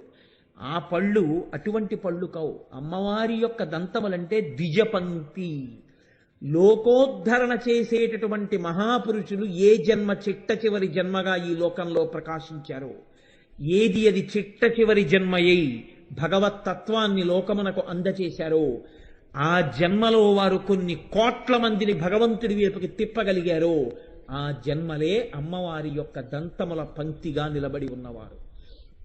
ఆ 32 పళ్ళే అంత గొప్పవి తప్ప అటువంటి స్థితిని పొందిన వారు వేల మీద లక్షల మీద ఉండరు, ఎక్కడో ఒక్కడుంటాడు. కాబట్టి ద్విజపంక్తి ద్వయోజ్వల కాదు. అమ్మవారి యొక్క పళ్ళు 32ంటిని మాతృకావర్ణములతో చెప్తారు. సంస్కృతంలో మాతృకావర్ణములు అని ఉన్నాయి. అవి 32. అ ఆ ఇ ఈ అ ఇ ఉ రు లు, క ఖ గ ఘ ఇన్య చ ఛ జ ఝ ఇణి ట ఠ డ ఢ న త థ ద ధ న ప ఫ బ భ మ స హ. అక్కడ వరకు ఈ 32ంటిని మాతృకావర్ణములని పిలుస్తారు. మిగిలిన ఏ అక్షరాలైనా ఈ మాతృకావర్ణాల్లోంచి పుడతాయి. ఏ ఉందనుకోండి 32లో ఉండదు, కానీ ఆ ప్లస్ ఈ ఏ, ఓ ఉందనుకోండి ఆ ప్లస్ ఉ ఓ, అలా వస్తాయి. అన్ని అక్షరాలు ఎందులోంచి వస్తాయంటే ఈ 32 అక్షరాల్లోంచి వస్తాయి. మొత్తం వాంగ్మయం ఎంత ఉందని మీరు అనుకుంటున్నారో ఆ వాంగ్మయం అంతా అమ్మవారి దంతాలు. ఇప్పుడు ఆ అక్షరాల్లోంచే వచ్చే పదాలన్నీ, ఆ పదాల్లోంచే వచ్చే వాక్యాలన్నీ. ఇప్పుడు ఈ పదములు, వాక్యములు, ఈ వాంగ్మయము, ఇదంతా ఏది ఉన్నదో అదంతా అమ్మవారి యొక్క దంతపంక్తియే. నీ పన్ను నువ్వు ఊడగొట్టుకుంటావా? ఊడగొట్టుకోవు. పళ్ళు శరీర పోషణకు ఎంతో అవసరం. పళ్ళు సరిగ్గా లేవనుకోండి, పదార్థాన్ని గట్టిగా నవిలి మింగలేడు. నవిలి మింగకపోతే ఏమవుతుందంటే శరీరం బలహీనపడిపోతుంది, జీర్ణం అవ్వదు సరిగ్గా, అందవలసినటువంటి పోషణ అందదు. అమ్మవారి యొక్క దంతపంక్తి ఏం చేస్తుందంటే ఈ లోకానికి కావలసినటువంటి ఆహారాన్ని అందిస్తుంది. ఏ ఆహారాన్ని అందిస్తుందో తెలుసా అండి? శరీర పోషణం చేసే ఆహారం కాదు. అవి ఆ పళ్ళు అంటే ఆ పుణ్యపురుషులు, ఆ మహాత్ములు చిట్ట చివరి జన్మైన వారు ఆత్మల్ని పోషించడానికి కావలసినటువంటి వాటిని అందచేస్తారు. వారు గురువులై లోకమునందు నిలబడిపోతారు. అందుకే చూడండి, గురువు అన్న మాటకి యథార్థమైన అర్థం ఏమిటో తెలుసా అండి? అది గురువు వైపు నుంచి ఒకలా ప్రకాశిస్తుంది, శిష్యుడి వైపు నుంచి ఒకలా ప్రకాశిస్తుంది. శిష్యుడికి గురువు అనగా ఏమి? శిష్యుడికి గురువు అనగా గురి. రమణ మహర్షి మాటల్లో మా గురువు గారు చెప్పారు, అది అలా అవుతుందంతే. ఎక్కడ శిష్యుడి నమ్మకం ఉందో అక్కడ శిష్యుడికి గురుత్వం ఉంది. ఆయన అలా చెప్తారంతేనండి అన్నది ఎప్పటికీ శిష్యుడు కాడు. ఆయన అలా చెప్పారంటే మనం అనుష్ఠించడానికే. ఎవడు అనుష్ఠించాడో వాడికే ఆయన గురువు. శంకరాచార్యుల వారికి జగద్గురువు అన్న పదం ఎందుకు ఇచ్చారో తెలుసా అండి? పరమాచార్య చెప్తుండేవారు, జగద్గురువు అని ఎందుకు సంబోధిస్తారంటే, కంచి పీఠాధిపతుల్ని కానీ శృంగేరి పీఠాధిపతుల్ని కానీ ఎందుకంటారు అంటే ఒక్కటే కారణం. ఆయన పక్కన కూర్చుని ఉండవలసిన అవసరం ఉండదు. ఆయన యందు నమ్మకం ఉంటుంది, ఆయన యందు విశ్వాసం ఉంటుంది. ఆయన చెప్తే నేను ఆ పని చెయ్యనంతే. ఆయన వద్దన్నారు, ఇప్పుడు ఆయన శరీరంతో ఉన్నారా లేదా? పరమాచార్య చూసి వచ్చారేంటి నేను చేస్తే? కాదు, పరమాచార్య అప్పుడు చెయ్యొద్దన్నారు, నేను ఇప్పుడు చేయన పని. ఇది విశ్వాసం, ఇది గురుత్వం. ఈ గురుత్వం ఎక్కడుందో అక్కడ ఆ గురువు రక్షిస్తుంటారు. శంకరాచార్య స్వామి వారిని నమ్మినవాడు అమెరికాలో ఉండొచ్చు, కానీ వాడు ఉద్ధరింపబడిపోతుంటాడు. ఆయన్ని నమ్ముకుని ఉద్ధరింపబడతాడు. ఒకడు పక్కనే ఉండొచ్చు, కానీ వాడు గురువు పక్కన తిరగడానికి పనికొచ్చాడు తప్ప గురువు గారు చెప్పిన దాన్ని అనుష్ఠించడానికి వాడు పనికిరాలేదు. అప్పుడు ఈయన గురుత్వం వాడి యందు ప్రకాశించదు. ఎందుకు ప్రకాశించదు అంటే ఒక్కటే కారణం, ఆయన అనుష్ఠించడు. ఆయనకి నిజమైన విశ్వాసం లేదు. ఎందుకు తిరుగుతాడు? ఏవో కారణాలు ఉంటాయి, వాటికి తిరుగుతుంటారు, రకరకాల కారణాలు. అందుకుని శిష్యుడంతే తప్ప నిజంగా ఎవరు గురువు చెప్పినది పాటిస్తారో వాడే శిష్యుడు. రెండోది చూడండి, గురువు వైపు నుంచి శిష్యుడికి గురువు ఎలాగా అంటే, గురువు వెళ్ళి సేవ చెయ్యడం అన్నది ఉండదు. అందుకే సనాతన ధర్మంలో మీరు నన్ను క్షమించగలిగితే మీకు ఒక మాట చెప్తా. సనాతన ధర్మంలో శంకరాచార్యుల వారు ఎప్పుడూ హాస్పిటళ్ళు కట్టించలేదు. మీరు బాగా ఆలోచించండి. శంకరాచార్యుల వారు తలుచుకుంటే ఆ రోజుల్లో వైద్యులు లేరా అండి? హాస్పిటల్స్ కట్టించలేరా? శంకరాచార్యుల వారు తలుచుకుంటే ఓ ట్రస్ట్ పెట్టి పేద పిల్లలకి చదువు చెప్పిస్తాను ఇలాంటివి చేయలేరా? శంకరాచార్యుల వారు చెయ్యలేదు. ఎందుకు చేయలేదో తెలుసా అండి? గురువు పని ఆత్మోద్ధరణం ఒక్కటే. ఆత్మని ఉద్ధరించడమే, నిన్ను ఆత్మగా నిలబెట్టడమే, అంతే. నిన్ను ఆత్మగా నిలబెట్టడానికి గురువు ఏం చేస్తాడు? ఒక్కటే సాధనం గురువుకి, తన వాక్కు. గురువు ఏ ప్రతిఫలాపేక్ష లేకుండా తాను అనుభవించినది, తాను తెలుసుకున్నది తాను 10 మందికి చెప్తాడు. పుచ్చుకోవడం శిష్యుడి యొక్క పాత్రతని బట్టి ఉంటుంది. ఒకడు నమ్మి అనుష్ఠించాడు, ఉన్నత స్థితికి పెడతాడు. అనుష్ఠించలేదు, వాడికి దాని వలన ఉపయోగం ఏముండదు. ఒక్కొక్కడు ఉంటాడు సభలో, ఆయన పేరు 10 మార్లు ఇంటింటికి వెళ్ళి చెప్తాడు. చెప్పి ఆయన పేరు చెప్తున్నాడు కదా అని వీడిని నమ్మిన తర్వాత వీడు దేనికి పనికొస్తాడంటే పెద్దవాళ్ళని మోసం చేసి వాళ్ళ డబ్బులు యాత్రల్లో కూడా ఎత్తుకెడతాడు. అటువంటి నీచులు ఉంటారు. వాడికి ఈ గురువు ఎందుకు పనికొస్తాడు? ఎందుకు పనికిరాడు. ఇటువంటి వాడు శిష్యుడని పేరు చెప్పుకొని గురువుల పేర్లు చెప్పుకొని ఆషాఢభూతులై తిరుగుతుంటారు లోకంలో. వాళ్ళకి గురువు వలన ఉపయోగం ఏముండదు. ఎవడిని వాడు సంస్కరించుకుంటేనే శిష్యరికం. గురువుకి గురువుగా ఎలా నిలబడిపోతాడు అంటే, గురువు తాను మాట్లాడేటప్పుడు సూర్యుడు ఎలా ఉంటాడో అలా ఉండాలంతే. సూర్యుడు చూడండి, కిరణములను వెదజల్లుతాడు. వెదజల్లేటప్పుడు అది బండరాతి మీద పడుతుంది, ముళ్ళ మీద పడుతుంది, బురదలో పడుతుంది. బురదలో ఉన్న తామర పువ్వు సూర్యకిరణానికి విచ్చుకుంది. బురదలో ఉన్న తామర పువ్వు విచ్చుకుంది, ఇది నా గొప్పని సూర్యుడు పొంగిపోలేదు. ముళ్ళ మీద కిరణాలు పడ్డాయని సూర్యుడిని నొచ్చుకోలేదు. ఇందులో ఎంతమంది వింటున్నారని గురువు బాధపడక్కర్లేదు. తన యొక్క ప్రమేయం లేకుండా తాను చెప్పుకుని వెళ్ళిపోవడమే. బండ మీద ఉన్న విత్తనాలు మొలకెత్తవు, మట్టిలో ఉన్న విత్తనాలు మొలకెత్తుతాయి. దేని ప్రాప్తతని, దేని యోగ్యతని బట్టి అది చిగురిస్తుంది. చిగురింప చేయడానికి తాను మేఘంలా వర్షించి వెళ్ళిపోవడమే గురువుకున్నటువంటి ఒకే ఒక్క కర్తవ్యం. అది తప్ప గురువుకి వేరొక కర్తవ్యం ఉంటుందా? లేదు. అందుకే శంకరాచార్యుల వారు ఎప్పుడు ఇంకో పని చేయలేదు, బోధ ఒక్కటే చేశారు శంకరాచార్యుల వారు. కనుక చూడండి, ఇది గురువు సూర్యుడిలా నిలబడతాడు, శిష్యుడు గురితో నిలబడతాడు. ఇది గురు శిష్య సంబంధం. ఈ గురు శిష్య సంబంధానికి అంతటికి ఆలవాలం ఎక్కడుంది? తన అనుభవాన్ని, తాను తెలుసుకున్న దాన్ని వాక్యముల రూపంలోనే చెప్పాలి గురువు కూడా. ఇంకొక ఆధారం లేదు. శిష్యుడికి అర్థం అవ్వాలంటే గురువు కూడా మాటలే మాట్లాడతాడు. శిష్యుడు కూడా ఉద్ధరణ పొందాలంటే మాటలను విని మాత్రమే ఉద్ధరణ పొందుతాడు. ఇప్పుడు ఈ మాటలు ఎక్కడి నుంచి వచ్చాయి? అక్షరములతోటే వచ్చాయి. ఈ అక్షరములన్నీ ఎక్కడి నుంచి వచ్చాయి? అమ్మవారి దంతపంక్తిగానే వచ్చాయి. ఆ 32 మాతృకావర్ణాలే వాంగ్మయంగా మారింది. ఇప్పుడు లోకంలో ఒక మనిషి ఉద్ధరణ పొందితే ఇంకొక మనిషి ఉద్ధరించగలిగితే దేని వలన ఉద్ధరించగలుగుతున్నాడు? అమ్మవారి యొక్క దంతపంక్తి చేతనే ఉద్ధరింపగలుగుతున్నాడు. ఎవడైనా బలం పొందాడు అంటే ఒక్కటే కారణం, పళ్ళు గట్టిగా ఉన్నాయి. పళ్ళు గట్టిగా లేవనుకోండి, ఈ విటమిన్లున్న పదార్థాలు మీరు తీసుకోండి, ఆయన తీసుకోలేడు. కారణం ఏంటి? ఆయనకి పళ్ళు లేవు, ఆయన తినలేడు. ఆయన తినలేడు కాబట్టి ఆయనకి పోషకాహారం అందదు. తినగలిగిన వాడు దంతపుష్టి ఉన్నది. అందుకే లోకంలో ఓ మాట ఉంది, మీరు చూడండి, అదేంటి పాపం దంతశీలి లేదండి ఆయనకి అంటారు. దంతశీలి లేదండి అంటే ఏమిటో తెలుసా అండి? ఆ పళ్ళకి నవిలే భాగ్యం లేదు అని. పళ్ళకి నవిలే భాగ్యం లేదు అంటే పదార్థమున్నా తినగలిగినటువంటి సత్తువ లేదు, కడుపుకు అందించలేడు, శరీరానికి అందించలేడు. దంతములు ఏం చేస్తాయి? శరీరమునకు అంతటికీ పుష్టినిచ్చే పదార్థాన్ని నవిలి లోపలికి పంపినట్టు అమ్మవారి దంతములుగా ఉన్న మహాపురుషులు కూడా ఈ లోకమునకు జ్ఞాన పరిపుష్టినిస్తారు తప్ప పై మెరుగులు, పై సబగులు, కాసేపు మిమ్మల్ని సంతోష పెట్టడాలు అలాంటి ఉండవు.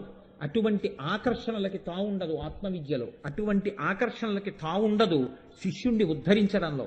గురువుకి శిష్యుడికి సంబంధం ఎంతవరకు అంటే కేవలం ఉద్ధరించే మాటలు చెప్పడం వరకు మాత్రమే తప్ప ఏ ఇతర విషయములు ప్రస్తావన గురువు చేయకూడదు, శిష్యుడు వాటి కోసం వెంపర్లాడకూడదు.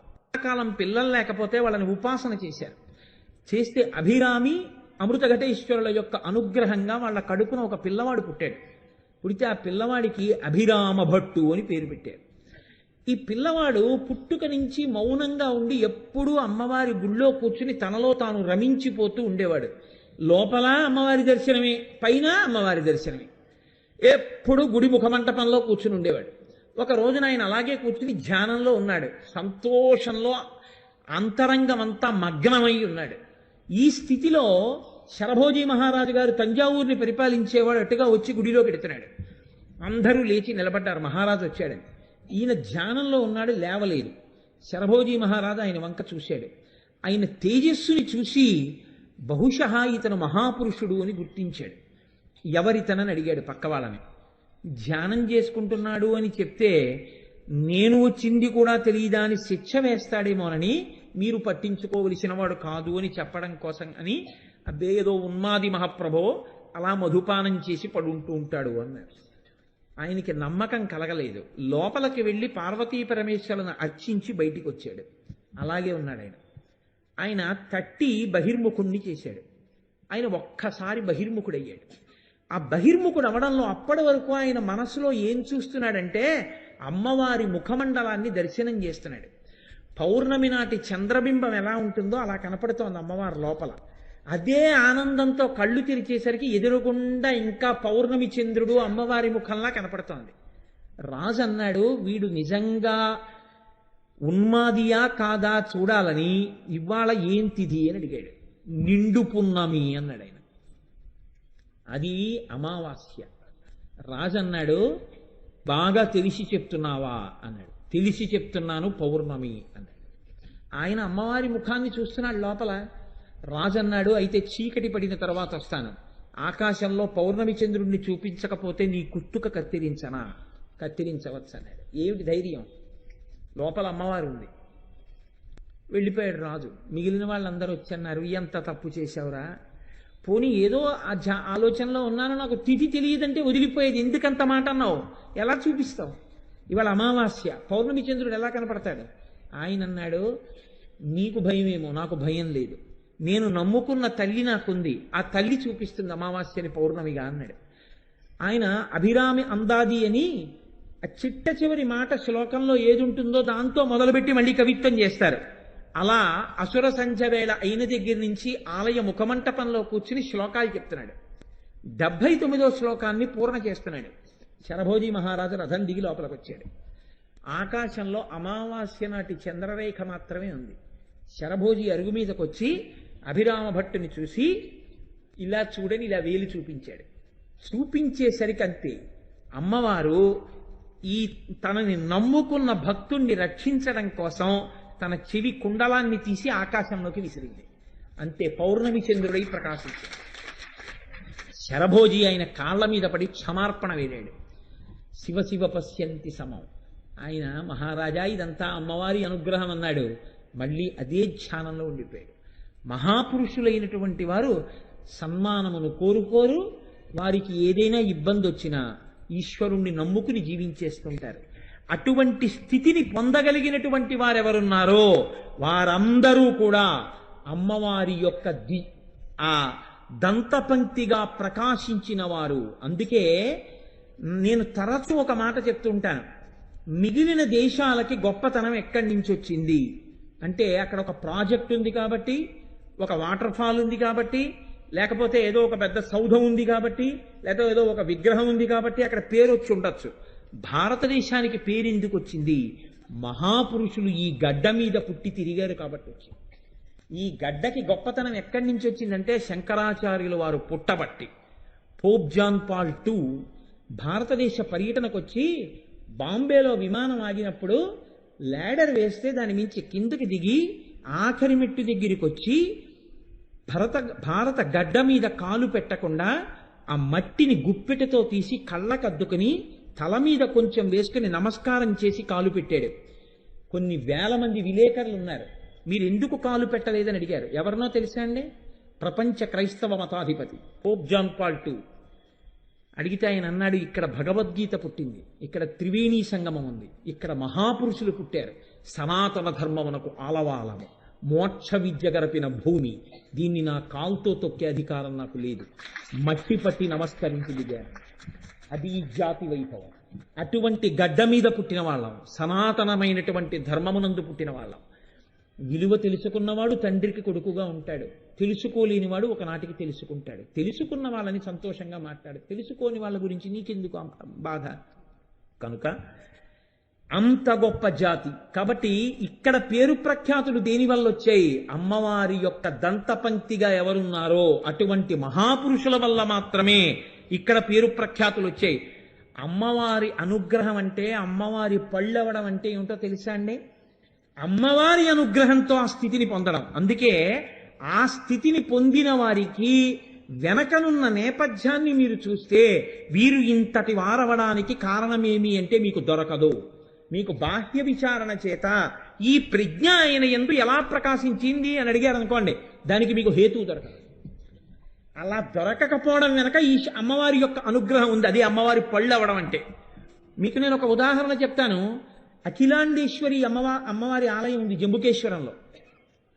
అమ్మవారు ఇప్పటికీ తిరుగుతుంది దేవాలయ ప్రాంగణంలో. ఒకానొకప్పుడు వరదన్ అనబడేటటువంటి ఒక వ్యక్తి వైష్ణవ సంప్రదాయంలో ఉండేవాడు. కానీ వంటలు చాలా బాగా చేసేవాడు. ఆయన అఖిలాండేశ్వరి అమ్మవారి ఆలయంలో వంటలు చేయడం కోసమని వినియోగింపబడ్డాడు. ఆ గుళ్ళోనే ఒక పరిచారిక ఉండేది, ఆవిడ పేరు మోహనాంగి. ఈ వరదన్ ఆ మోహనాంగిని వివాహం చేసుకోవాలనుకున్నాడు. ఆవిడంది, నేను పరమశైవ సంప్రదాయములకు చెందినదాన్ని, నేను ఒక శైవుడికి భార్య కావాలి అని కోరుకున్నాను, అందుకు నువ్వు శైవమతం స్వీకరిస్తే నేను నిన్ను వివాహం చేసుకుంటానని. ఆయన ఈ మోహనాంగి కోసమని శైవమత స్వీకారం చేశాడు. భక్తితో చేయలేదు, శైవమత స్వీకారం చేసి అంత భక్తితో ఆ శ్లోకాలు చదువుకుంటూ అమ్మవారికి నైవేద్యం తయారు చేసేవాడు. ఒకానొక రోజున అందరూ వెళ్ళిపోయారు గుళ్ళో. ఇతను వంట పాత్రలన్నీ కడుక్కుంటూ వంటశాలలో ఉన్నాడు. అమ్మవారు గజ్జలు గల్లు గల్లు గల్లు అంటూ లోపలికి వచ్చింది. కూర్చుని అంట్లు తోముకుంటున్న వరదన్ తెల్లబోయి అమ్మవారి వంక చూసి, తల్లి కాలి అందియలు మోగుతుండగా వస్తుంటే మాటలండి అని ఉండిపోయాడు. ఆవిడ ఇలా 2 వేళ్లతో ఆ నాలుక బయటికి పట్టుకుని బీజాక్షరాలు రాసేసింది. అతని పేరు మారిపోయింది, కాలమేఘన్. నల్ల మేఘం ఎలా వర్షిస్తుందో అలా కవిత్వం చెప్పాడు అతను. ద్రవిడ సంప్రదాయంలో ఆయన యొక్క పాశురాలు, ఆయన రచించినటువంటి పద్యాలు, వాటిని చెప్పకుండా ఎవరు ఉపన్యాసాలు చెప్పారు. అంత గొప్ప కావ్యరచన చేశాడు. దాన్ని తిరువనాయిక్కవుళ అంటారు. అటువంటి కావ్యరచన చేసి అతని పేరు కాలమేఘంగా మారిపోయింది. దేనివల్ల అమ్మవారు అనుగ్రహం పొందాడు అని నన్ను అడిగారు అనుకోండి, ఇప్పుడు నేనేమని చెప్పాలి? పరమభక్తితో వంట చేసి పెట్టిన వాడికి అమ్మవారి అనుగ్రహం లభించింది. అమ్మవారు చూసేదేది అంటే నేను మీకు ముందే మనవి చేసి ఉన్నాను, భక్తితో కూడిన కర్మాచరణము అది ఉన్నది అని మీరు నమ్మగలిగితే అంతే, అమ్మవారు అనుగ్రహించేస్తున్నారు. పసిపిల్లవాడి మంకుపట్టు లాంటిదే కావచ్చు, అయినా సరే అమ్మవారు అనుగ్రహిస్తుంది. జ్ఞాన సంబంధన అయినారు. మీకు ఎన్నో మాటలు చెప్పాను. అమ్మ అని నమ్మి ఏడ్చాడు, వచ్చి పాలు పట్టింది, అంటే గొప్ప నాయనారుగా మారిపోయాడు. అలాగే దుర్వాసో మహర్షి ఆర్యా దిశతి చేశారు. అమ్మవారిని నమ్మినందుకు అమ్మవారు ఎదురుగుండా నిలబడితే 200 శ్లోకాలు చేశారు. మూకశంకరులు అమ్మవారి యొక్క అనుగ్రహంతో ఇద్దరికి ఏకకాలమునందు పరీక్ష పెట్టింది తల్లి. కామాక్షి దేవాలయంలో పుట్టుక చేత మూగివారైనటువంటి మూకశంకరులు కూర్చున్నారు, ఇటు పక్కన ఒక మహాపండితుడు కూర్చున్నాడు. ఇద్దరూ కళ్ళు మూసుకుని ధ్యానం చేస్తున్నారు. అమ్మవారు తాంబూల చర్వణం చేస్తూ లోపలికి వచ్చింది. వచ్చి తన తాంబూలపు పిడచ తీసి ముందు ఈ మహాపండితుడి నోట్లో పెట్టబోయింది. ఆయన నోరు తెరిచి చిచి చిచి ఆడదాని ఎంగిలన్నాడు. ఇలా ఆవిడ చిరునవ్వు నవ్వి మూకశంకరుల్ని ఇలా అంది. ఆయన కళ్ళు విప్పారు. ఓ నా తల్లి జగదంబ అనుకున్నారు. తాంబూలపు పిడచ చూపించింది, నోరు పట్టారు. నోట్లో తాంబూలపు పిడచ వేసింది. పుట్టుక చేత నోరు లేనివారు అంతే లేచి నిలబడి పాదాల వంక చూశారు. 100 శ్లోకాలు చెప్పారు. పాదారవింద శతకం. ఇలా అమ్మ చిరునవ్వు చూశారు, 100 శ్లోకాలు చెప్పారు. మందస్మిత శతకం. అమ్మ కన్నుల వంక చూశారు, 100 శ్లోకాలు చెప్పారు. కటాక్ష శతకం. అమ్మవారి యొక్క వైభవాన్ని చూసి చెప్పారు. ఆర్యా శతకం 100 శ్లోకాలు. అమ్మవారి యొక్క స్తోత్రం 100 శ్లోకాలు చేశారు. స్తుతి శతకం 500 శ్లోకాలు చెప్పేసిన తర్వాత ఆయనకి అలసట వచ్చింది, ఆగారు. అమ్మవారు సంతోషించింది. నీకేం కావాలండి? నా వాక్కు తీసేయండి. అదేమంది? చాలు, మాటలు లేని వాడికి మాటనిచ్చావు. 500 శ్లోకాలు చెప్పాను అమ్మా, ఇంకా వద్దమ్మా, ఇంకేం మాట్లాడతానో, నోరుంటే మాట తీసేయమ్మా అన్నారు. వారు మూకశంకరులై మన గోదావరి నదీ తీరంలోనే సిద్ధి పొందారు. వారు కాంచీ పీఠాధిపతులయ్యారు కొంతకాలం. కాబట్టి అమ్మవారి అనుగ్రహంతో మూకశంకరులు ఇచ్చినటువంటి శ్లోకాలు ఇప్పటికీ కూడా ఎవరైనా మనస్సు అశాంతితో ఉన్నా, లేకపోతే పీఠాధిపత్యం వైపుకు వెళ్ళవలసిన వాడైనా, గొప్ప జ్ఞానాన్ని కోరుకున్నవాడైనా, చంద్రశేఖర పరమాచార్య ఏం చెప్పేవారంటే తరచూ కామాక్షి గుళ్ళోకి పోయి మూక పంచశతి చదువుకో అనేవారు. ఆ మూక పంచశతి అంత శక్తివంతం. మూక పంచశతి శ్లోకం నోట్లోంచి పలికితే అమ్మవారి అనుగ్రహం ఉంటేనే పలుకుతారని గుర్తు. అంత శక్తివంతం. ఎందుకంటే అమ్మవారే శక్తిగా మారి ఆయనలోకి వెళ్ళి ఆయనలోంచి వాక్కుగా పైకొచ్చింది. కాబట్టి మూకశంకరులు ఆ స్థితిని పొందారు. పోతన గారు అసలు చెప్పవలసిందే ఉంది. అమ్మలగన్నయమ్మ ముగురమ్మల మూలపుటమ్మ చాలా పెద్దమ్మ సురారులమ్మ కడుపారడి బుచ్చినయమ్మ తన్ను లోనమ్మిన వెల్పుటమ్మల మనంబున ఉండెడియమ్మ దుర్గమాయమ్మ కృపాబ్ధినిచ్చుట మహత్వ కవిత్వ పటుత్వ సంపదలు. అమ్మవారిని స్తోత్రం చేశారు కాబట్టి ఆ ఘంటం అలా పరిగెత్తింది. 12 స్కంధాల భాగవతం సంస్కృతంలో చదివితే ఎంత ఫలితమో, రుక్మిణీ కళ్యాణం తెలుగులో చదివితే అంత ఫలితం. గజేంద్రమోక్షం సంస్కృత శ్లోకాలు చదివితే ఎంత ఫలితమో, తెలుగులో చదివితే అంత ఫలితం. ఇంకా ఆశ్చర్యం, పోతన గారి ఘంటం ఎక్కడాగిపోయిందో అక్కడ రామచంద్రమూర్తి వచ్చి పూర్తి చేశారు గజేంద్రమోక్షం. అంత స్థితి ఎక్కడి నుంచి వచ్చింది? అమ్మవారి అనుగ్రహం. అందుకే ఆయన అంటారు, శారదనీరదెందు ఘనసార పటీర మరాళ మల్లికాహార తుషార ఫేన రజతాచలకాశ పణీశ కుంద మందార సుధాపయోధిసిత తామర సామర వాహిని శుభాకారత నొప్పు నిన్ను మది కనగనెన్నడు కల్గు భారతి అన్నారు. బహుశః పోతన గారు పొందినటువంటి శారదా దర్శనం లాంటి దర్శనాన్ని ఈ లోకంలో ఎవ్వరూ పొందలేదు. ఎందుకని? ఎందరికో అమ్మవారు అనుగ్రహించింది. ఆయన భాగవతాన్ని ఆంధ్రీకరిస్తుంటే నాకు అంకితం అంటే నాకు అంకితం అని వెంపర్లాడారు. ఒకానొక నాడు ఏమీ మాట్లాడలేదంతే. ఆయన అంకితం ఇస్తావా అంటే విసిగిపోయి ఇంకా వాదించలేక ఏమీ అనకుండా వెళ్ళి పడుకున్నారు. చిన్న పర్ణశాల, అందరూ పడుకుని నిద్రపోతుంటే ఒక ఆడది వెక్కి వెక్కి ఏడుస్తున్న శబ్దం వినపడింది. ఆయన లేచి లాంతరు పట్టుకుని ఎవరేడుస్తున్నారు అని చూశారు. ఉన్నది చిన్న కుటీరం మహానుభావుడిది. తెల్లటి చీర కట్టుకుని సాక్షాత్తు శారదాదేవి ఏడుస్తూ నిలబడింది. కాటుక కంటి నీరు చనుకట్టు పయింపడ ఏలయేక్షదో కైటబరాజు మర్దనుని గాదిలి కోడలా ఓ మదంబ ఓ హాటకు గర్భురాని నిన్నాకటికుని పోయి అల కర్ణాటకిరాత కీచకులకు అమ్మను త్రిశుద్ధిగా నమ్ము భారతి. అమ్మా, నిన్ను పట్టుకెళ్ళి కర్ణాటకిరాత కీచకులకు అమ్మనమ్మ, రామచంద్రమూర్తికి అంకితం ఇస్తానమ్మా అని చెప్పారు. కళ్ళు తుడుచుకుని శారదాదేవి అంతర్ధానమైంది. పోతన గారిని అమ్మవారు అలా అనుగ్రహించింది. అందుకే తెలుగు భాషకి, తెలుగు జాతికి సబగులద్దిన మహాపురుషుడుగా పోతన గారు నిలబడిపోయారు. అమ్మవారి యొక్క దంతపంక్తిలో ఒకరుగా ప్రకాశించాడు మహానుభావుడు. ఇవి అమ్మవారి పళ్ళంటే. వాళ్ళ పేర్లు ఎత్తితే చాలు అమ్మవారు పొంగిపోతుంది. సభలో ఎవరు ఉన్నారో వాళ్ళందరికీ అమ్మవారి అనుగ్రహం కలుగుతుంది ఆ పేర్లు విన్నంత మాత్రం చేత. కాబట్టి చూడండి, ఆయన అంటారు, అంబ నవాంబుజోజ్వల కరంబుజ శారద చంద్రచంద్రికాడంబర చారుమూర్తి ప్రకటస్ఫుట భూషణ రత్నదీపికా చుంబిత దిగ్విభాగ శృతి సూక్తి వివిక్త నిజ ప్రభావ భావాంబర వీధి విశ్రుత విహారినను కృపచూడు భారతి అంటారు పోతన గారు భాగవతం చేస్తూ. అమ్మా, అనుగ్రహించి నాకు ఆ శృతిబద్ధమైన జ్ఞానాన్నిచ్చి ఈ భాగవతాన్ని ఆంధ్రీకరించేటటువంటి శక్తిని నాకు కల్పించమ్మా అన్నారు. అమ్మవారి అనుగ్రహాన్ని పొందిన వాళ్ళు ఏ కారణాలకి పొందారు అని అడిగారు అనుకోండి, ఈ కారణానికి పొందారు అని చెప్పడం కూడా చాలా కష్టం. ఎందుకో తెలుసా అండి? కాళిదాస మహాకవి ఏ కారణం చేత పొందాడు అని నన్ను అడిగారు అనుకోండి, విశ్వాసంతో పొందాడు అనాలంతే. ఎందుకు పొందాడు? గొర్రెలు కాసుకునేటటువంటి వాడు ఒక మహారాజు యొక్క కుమార్తెకి పతి అయ్యాడు. అయిన తరువాత మొట్టమొదటి రోజు రాత్రి ఆయన యొక్క నిజస్వరూపం తెలిసిపోయింది, అక్షరం ముక్క రానివాడని. చీకటి పడిపోయింది. ఆ రాజకుమార్తె అంది, ఇంతటి నిరక్షర కుచ్చివి, మా తండ్రి బాధపడతాడు నువ్వు అల్లుడు అని తెలిస్తే, నా మీద పగబట్టిన గురువు నిన్ను నాకు భర్తని చేశాడు, బెంగ పెట్టుకోకు. ఈ ఉజ్జయిని నగరంలో రాత్రంతా నగర సంచారం చేసి తెల్లవారే వేళ కాళికాదేవి గుళ్ళోకి వస్తుంది. నువ్వు వెళ్ళి గుళ్ళో కూర్చుని తలుపులేసి కూర్చో. ఆయనకున్నది మొండితనం. ఆ మొండితనాన్నే ఆస్తిగా ఆధారంగా చేసుకుని ఈశ్వరానుగ్రహం పొందగలిగినటువంటి శక్తిని ప్రచోదనం చేసింది ఆవిడ. కాబట్టి నీవు వెళ్ళి కాళికాదేవి ఆలయంలో తలుపులు వేసి కూర్చో.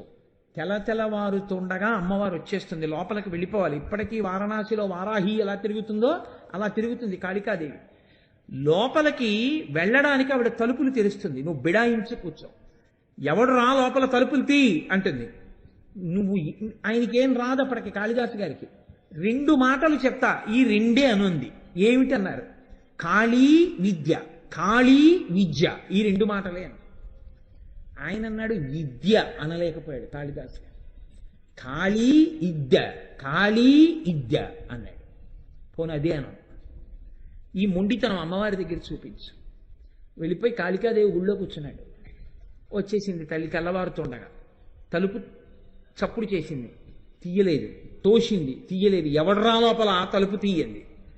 అమ్మవారే తలుచుకుంటే తలుపులు తీయలేనంత బలహీనురాలండి కాళికాదేవి కాదు.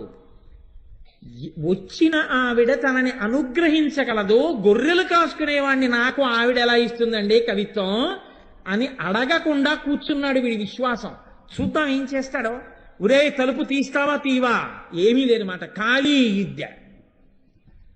తలుపు తీస్తావా తీవా ఈవిడ విద్య కావాలని ఆయన. ఆఖరికి ఆవిడ ప్రసన్నురాలైంది. శహబాష్, ఎంత నమ్మకం రా నా మీద అనుకుంది. ఆ నాలుక తలుపు సందులోంచి బయట పెట్టింది. ఇప్పుడు తలుపు కొద్దిగా తీసి విద్య ఇస్తే కానీ తలుపు తీయడనమాట. విద్య లేనివాడు కాబట్టే తలుపు తీసుకోగలదని తెలుసుకోలేకపోయాడు. విద్యనిచ్చిన తల్లి తలుపే తీయలేదా తెలుసుకోలేకపోయాడు. తలుపు నేను వేసేయగలను ఆవిడ రాకుండా. ఈ మొండితనం విశ్వాసంగా మారిపోయింది అమ్మవారి మీద. ఇప్పుడు నాలుకొక్కటే బయటెట్టాడు. ఎడంచేత్తో దాన్ని ఇలా లాగి రాసేసింది బీజాక్షరాలు. తలుపు తీశాడు. మాణిక్య వీణాం ఉపలాలయంతీం మదాలసాం మంజులవగ్విలాసాం మహేంద్ర నీలజ్యుతి కోమలాంగీం మాతంగ కన్యాం మనసా స్మరామి చతుర్భుజే చంద్ర కళావతంసే కుచోన్నతే కుంకుమ రాగశోణే పుండ్రేక్షు పాశాంకుశ పుష్పబాణ హస్తే నమస్తే జగదేకమాతః అంటూ మహానుభావుడు శ్యామలా దండకం చేశాడు. మీకు అందరికీ తెలుసా శ్యామలా దండకం అత్యద్భుతమైనటువంటి దండకం. ఆవిడ ఎక్కడ ఉంటుందో దగ్గర నుంచి చెప్పేశాడండి శ్యామలా దండకంలో. జై జననీ సుధా సముద్రంత హృద్జన్మణి ద్వీప సంరూఢ బిల్వాటవీ మధ్యకల్పద్రుమా కల్ప కాదంబ కాంతార వాసప్రియే కృత్తి వాసప్రియే సర్వలోకప్రియే సాదరారబ్ధ సంగీత సంభావనా సంభ్రమాలోక నీపస్రగాబద్ధ చూలీచనాధత్రికే సానుమత్పుత్రికే శేఖరీభూత సీతాంశురేఖామయూఖావళీనగ్ధ స్నిగ్ధ నీలాలక శ్రేణి శృంగారితే లోక సంభావితే కామలీలాధనుస్సన్ని భభ్రుల్లతా పుష్ప సందోహ సందేహ కృణాసికామౌక్తికే చారు గోరోచనా పంక కేళీ లలామాభిరామే సురామే రమే ప్రోల్ల సద్వాలికాముక్తిక శ్రేణికా కుండల నీలికా కుండలో మండితోద్భాసి గండస్థలం యస్త కస్తూరికా పత్రరేఖా సముద్భూత సౌరభ్య సాంద్రీభవన్మంద్ర తాంత్రీశ్వరే భాస్వరే వల్లకీ వాదన ప్రక్రియాలోల తాళీ దశాబద్ధ తాటంక భూషా విశేషాన్వితే సిద్ధ సన్మాన్వితే అని ప్రాబ్ధ దండకం జరివి సర్వమంత్రాత్మికే సర్వయంత్రాత్మికే సర్వచక్రాత్మికే పాహిమాం పాహిమాం పాహిమాం దేవి తుభ్యం నమో దేవి తుభ్యం నమో దేవి తుభ్యం నమః అని పాదాల మీద పడిపోయాడు. అంతే, సర్వ విద్యలు కరతలామలకమైపోయాయి మహానుభావుడికి. ఇప్పుడు అమ్మవారి అనుగ్రహం అంటే ఏమిటో చూపించాడు. ఆయన దంతపంక్తిలో ఒకడైపోయాడంతే అమ్మవారి అనుగ్రహంతో. ఇప్పుడు చెప్పండి, కాళిదాసు గారు అమ్మవారి అంతటి మహాజ్ఞాని కావడానికి ఏమి అర్హత కలిగిన వాడు అని మీరు నన్ను అడిగారు అనుకోండి, నేనేం చెప్పవలసి ఉంటుంది మీకు? విశ్వాసమే. భక్తితో కూడిన కర్మాచరణము ఆ స్థాయికి వెళ్ళిపోయిందంతే. ఆ రోజులలో ఆశ్చర్యం అండి, ఆయన పేరే కాళిదాసు అయిపోయిందంటే. ఇంకో పేరు లేదు ఆయనకి, ఆయన పేరే కాళిదాసు. మహానుభావుడు ఉజ్జయిని రాజ్యంలోకి వెళ్ళి ధారానగరానికి వెళ్ళారు, భోజరాజు గారు పరిపాలిస్తున్న చోటికి. భోజరాజు గారి ఆస్థానంలో ఏకసంతాగ్రాహి ద్విసంతాగ్రాహి త్రిసంతాగ్రాహి అని ముగ్గురు ఉండేవారు. ఒక్క మాట పద్యం చెప్తే ఏకసంతాగ్రాహి గ్రహించి చదివేస్తాడు. చెప్పిన ఆయన ఏకసంతాగ్రాహి చదివితే 2 మాటలు విని ద్విసంతాగ్రాహి చదువుతాడు. ద్విసంతాగ్రాహి ఏకసంతాగ్రాహి చదివిన వాడిది విని త్రిసంతాగ్రాహి చదువుతాడు. వీళ్ళు ముగ్గురు చదివంటారు, వాడి సొంత కవిత్వం కాదు మహాప్రభో, ఎక్కడో ఉన్నదే వీడు చదివాడంటారు. రాజు శిక్ష వేసి పంపిస్తుండేవాడు. ఏ కవిని భోజరాజు దగ్గరికి రానిచ్చేవారు కాదు. కాళిదాసు గారు అమ్మవారి అనుగ్రహంతో కనిపెట్టారు, వీళ్ళు భోజరాజు దగ్గరికి కవుల్ని చేరనివ్వట్లేదు అని. ఏమీ తెలియని వారిలా వెళ్ళారు వీళ్ళ దగ్గరికి. వెళ్ళి, అయ్యా నేను పేద బ్రాహ్మణుండండి, ఏమి ఐశ్వర్యం లేదు, భోజరాజు గారి దర్శనం చేస్తే ఓ శ్లోకం చెప్తాను, దానివల్ల నాకేమన్నా 4 రూకలు ఇస్తాడనుకుంటున్నాను, తప్పకుండా చేయిస్తాను, కానీ నీకేమొచ్చో శ్లోకం చెప్పు అన్నారు. ఆయన అన్నాడు, అస్థివద్భకవచ్చైవ చల్లవత్ తెల్ల కుక్కవత్ రాజతే భోజతే కీర్తి పునఃసన్యాసిదంతవత్ అన్నాడు. భోజరాజు గారి కీర్తి ఎలా ప్రకాశిస్తోందో తెలుసా? అస్థి అంటే ఎముక, ఎముక ఎంత తెల్లగా ఉంటుందో భోజరాజు గారి కీర్తి అంత తెల్లగా ఉంది. బకవచ్చైవ అంటే కొంగ ఎంత తెల్లగా ఉంటుందో భోజరాజు గారి కీర్తి అంత తెల్లగా ఉంది. చల్ల అంటే మజ్జిగ ఎంత తెల్లగా ఉంటుందో అంత తెల్లగా ఉంది. తెల్ల కుక్కవత్, తెల్ల కుక్క ఎలా ఉంటుందో అంత తెల్లగా ఉంది.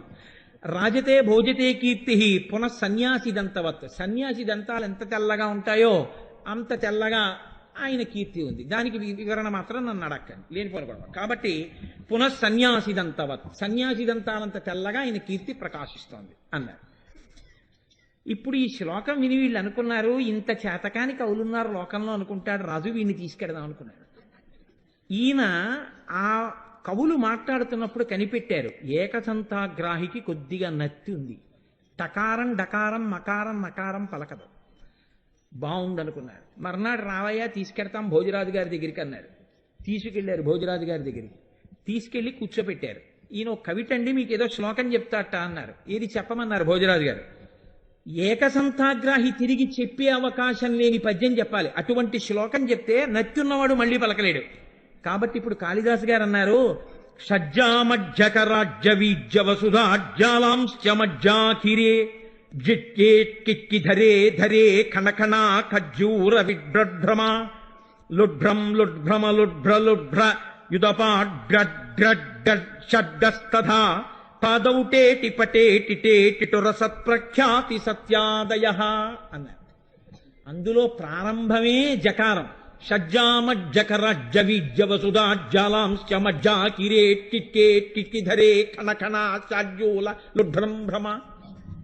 ఈ మాట అనేటప్పటికీ వాడు అదిరిపోయాడు ఏకసంతాగ్రహం. ఇది ఏమిట్రో ఈ జకారాలు ఏమిటి, ఈ అల్లరేమిటి, ఈ శ్లోకం ఏమిటి, పాదౌటేటి పటేటిటేటి టకారం ఏది పలకదు, అలా ఉండిపోయాడు. ఏమిటి నిన్న చెప్పిన శ్లోకం ఏం వాళ్ళు చెప్పట్లేదు ఏమిటి. ఇప్పుడు ఇది వినగానే భోజరాజు గారు తూర్పు దిక్కుకున్నవారు ఠక్కని దక్షిణానికి తిరిగారు. ఇలాంటివి ఇంకొక 3 శ్లోకాలు చెప్పారు. 3 దిక్కులు తిరిగి 4 దిక్కుల రాజ్యం నీకు ధారపోసేస్తున్నాను అన్నారు. ఇప్పుడు ఆయన తన ప్రజ్ఞ చెప్పాడు. మహారాజశ్రీమన్ జగతి యశసా తే ధవళితే పయఃపారావారం పరమ పురుషోయం మృగజతే కపర్దీ కైలాసం కరివరమ భౌమం కులిశభృత్ కళానాథం రాహు కమల భవనో హంసమధునా అన్నారు. మహారాజా, మీ కీర్తి ఎంత తెల్లగా ప్రకాశిస్తోందో తెలుసా? మీ కీర్తి విపరీతమైన చల్లతనంతో ప్రకాశించేయడం వల్ల బ్రహ్మగారికి తన హంసవాహనం కనపడడం మానేసింది. వెతుక్కుంటున్నాడు, తెలుపులో కలిసిపోయింది. శ్రీ మహావిష్ణువు పడుకుందామంటే పాలసముద్రం కనపట్టలేదు, వెతుక్కుంటున్నాడు. పరమశివుడు తన ఇంటికి తాను ఎడదామంటే కైలాస పర్వతం కనపట్టలేదు, వెతుక్కుంటున్నాడు. గ్రహణం రోజున రాహువు చంద్రుణ్ణి పట్టుకుందామంటే కనపట్టలేదు, ఈ తెలుపులో కలిసిపోయింది, వెతుక్కుంటున్నాడు. నీ తెలుపు వాళ్ళ త్రిలోకాధిపతుల యొక్క స్థావరాలు కనబడకుండా చేసేసింది. అంత తెల్లతనంతో ప్రకాశిస్తోంది నీ కీర్తి అన్నారు. అనేటప్పటికీ పరమ సంతోషపడిపోయి అప్పుడు కాళిదాసు గారు వీళ్ళ ముగ్గురి యొక్క ఆగడములను బయటపెట్టారు. అప్పుడు వీళ్ళ ముగ్గురిని సంస్థానంలోంచి బయటికి పంపించి కాళిదాసు గారిని తీసుకొచ్చి ఆస్థాన కవిగా వేశాక ఎందరో కవులకి భోజరాజు దర్శనం చేయించారు మహానుభావుడు. అమ్మవారి అనుగ్రహంతో అవతల వారి మనస్సులో ఉన్నటువంటి విషయాలను గ్రహించి చెప్పగలిగిన శక్తి ఉండేది కాళిదాసు గారికి. ఆయన వినక్కర్లేదు, అది ఆయన శక్తి అంటే. మీకు నేను ఒక విషయాన్ని మనవి చేస్తాను. ఆ సంతోషానికి కాళిదాస్ ఒకడు ప్రకాశిస్తున్నాడంటే ఏడిచేవాళ్ళు చాలా మంది ఉంటారు లోకంలో. కాబట్టి అయ్యో వాడేం చేస్తున్నాడు, పోనీ మనం చేద్దామని ఉండదు, వాడిని ఎలా పాడు చేద్దామని చూసేవాళ్ళు ఎక్కువ. కాబట్టి కాళిదాసు గారికి భోజరాజు గారి దగ్గర ప్రాపకం ఎక్కువైపోతోంది, భోజరాజు గారి దగ్గర కాళిదాసు గారిని ఎలా పాడు చేయాలి. నేను ఆయన దగ్గరికి వెళ్ళి అన్నారు, మీకు తెలియని విషయం కాదు, ఆయన సానివాడలకు తిరుగుతూ ఉంటాడు. ఇప్పుడు కొత్తగా చేపలు కూడా తింటున్నాడు మహాప్రభు. అంటే ఈ మాట చెప్పగానే ఒకటి భోజరాజుకి తెలుసు, కాబట్టి చేపలు కూడా తింటున్నాడు బ్రాహ్మణుడయ్యుండి అంటే శిక్ష వేస్తాడనుకుని చెప్పారు. భోజరాజు నవ్వి అన్నారు, ఈ మాట చేపలు కొనుక్కెడుతుండగా కాళిదాసును పట్టుకుని తీసుకురండి, శిక్ష వేస్తారన్నారు. అక్కడ లేరు కాళిదాసు గారు, కానీ ఆయన అన్నీ తెలుసుకోగలడు కాళికాదేవి అనుగ్రహంతో. తన మీద మిగిలిన కవులు చాడీలు చెప్పిన విషయం తెలుసుకుని మర్నాడు ఉదయమే అలా వెళ్ళి శాకాహారం అమ్మే కొట్టులోకి వెళ్లకుండా మాంసాహారం అమ్మే కొట్టు దగ్గరికి వెళ్ళి పెద్ద పెద్ద చేపలు 4 కొనుక్కుని నీళ్లు కారుతున్న చేపల్ని చంకలో పెట్టుకుని వెళ్ళిపోతున్నారు రోడ్డు మీద. ఆ చేపలు తోకలు ఇలా ఆడిస్తున్నాయి, నీళ్లు కారుతున్నాయి.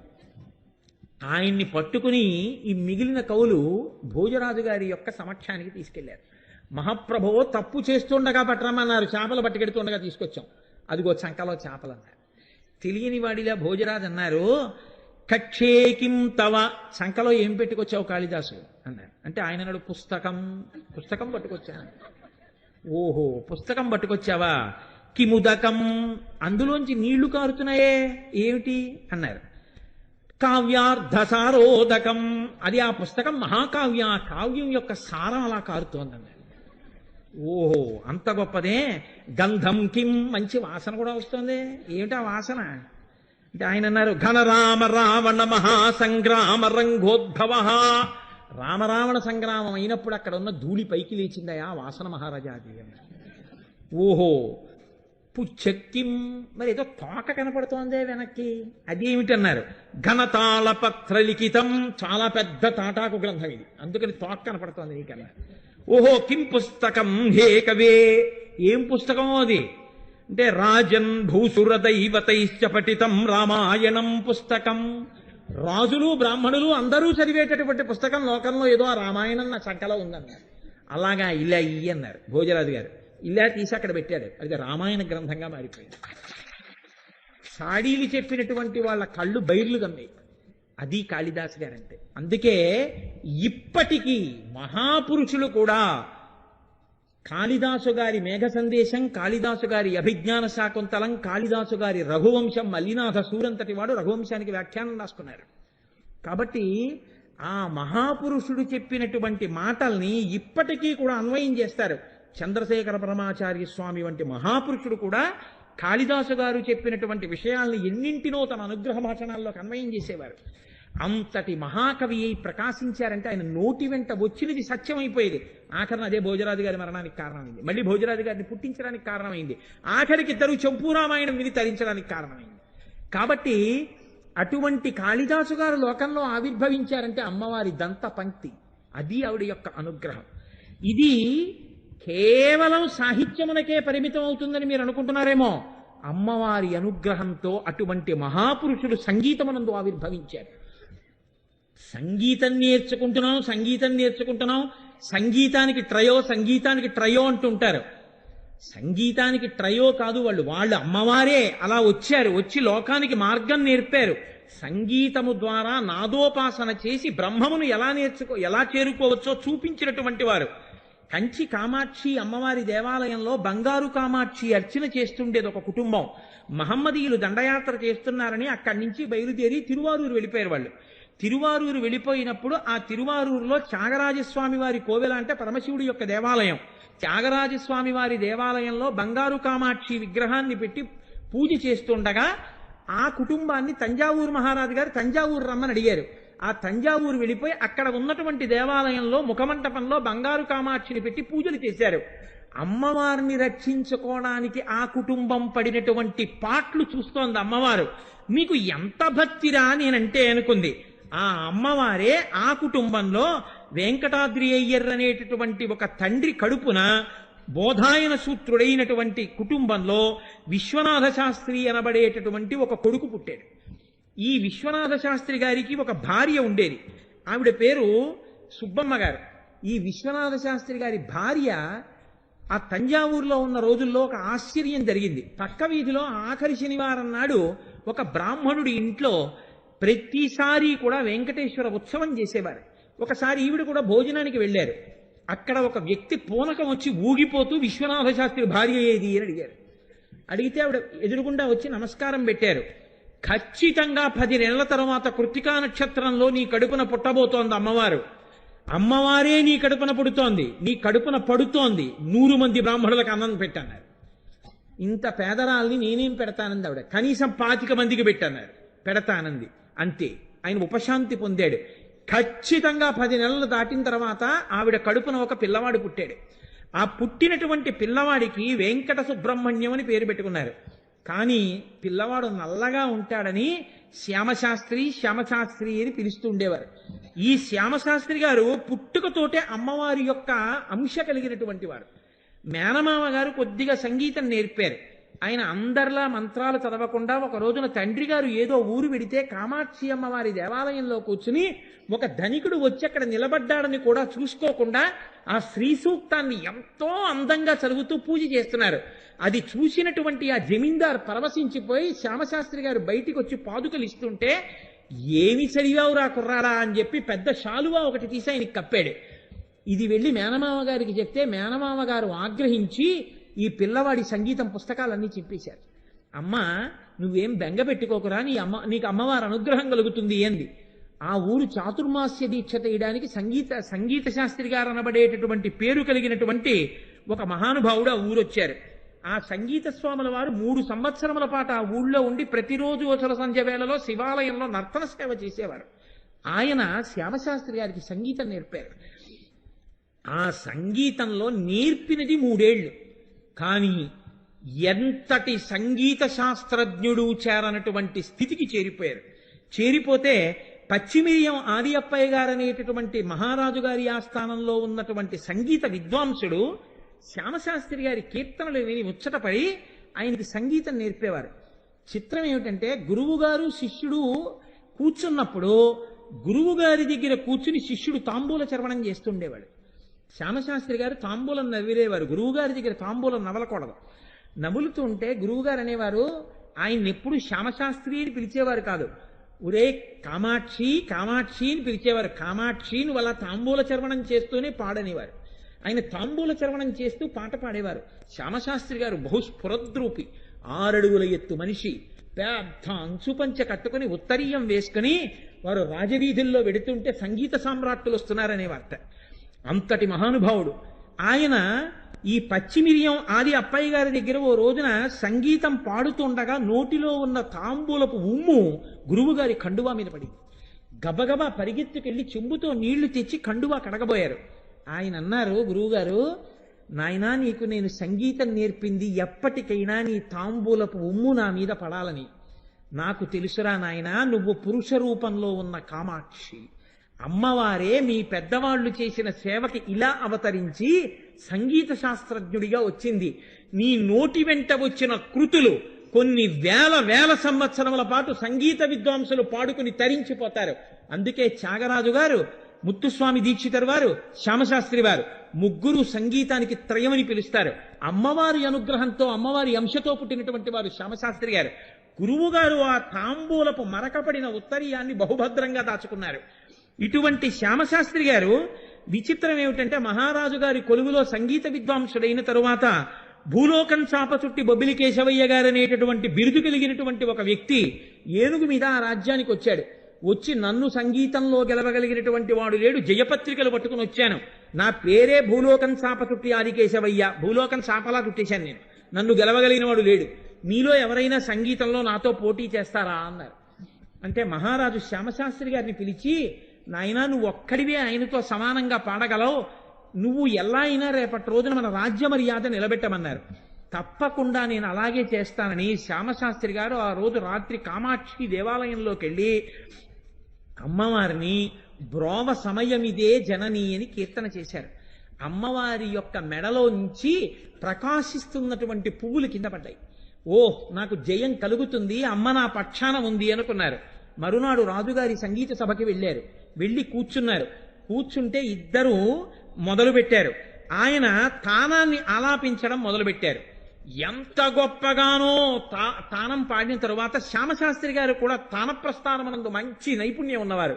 ఈయన కూడా తానం పాడి అన్నారు, మీకు నేను ఒక నియమం పెడుతున్నాను, మీరు తల ఊపకుండా తానం పాడండి అన్నారు. అమ్మవారి అనుగ్రహంతో అమ్మవారిగా ఉన్న వ్యక్తికి అవతల వారి బలహీనత తెలుసు, తల ఊపకుండా తానం పాడలేడు.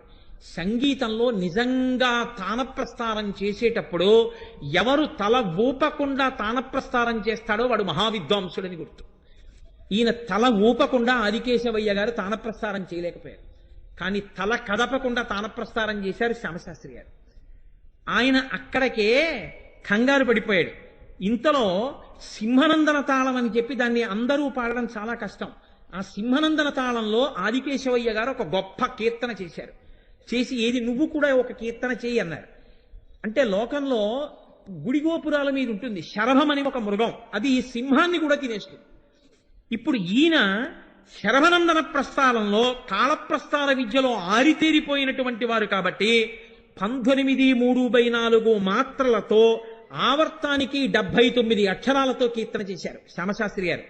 చేసి ఆదికేశవయ్యని నువ్వు కూడా ఇలాగే శరభనందన తాళంలో 19:3/4 మాత్రలకి తగ్గకుండా ఎక్కువ మాత్రలతో కానీ సమాన మాత్రలతో కానీ ఆవర్తానికి 79 అక్షరాలతో కీర్తనని అలా పాడమన్నారు.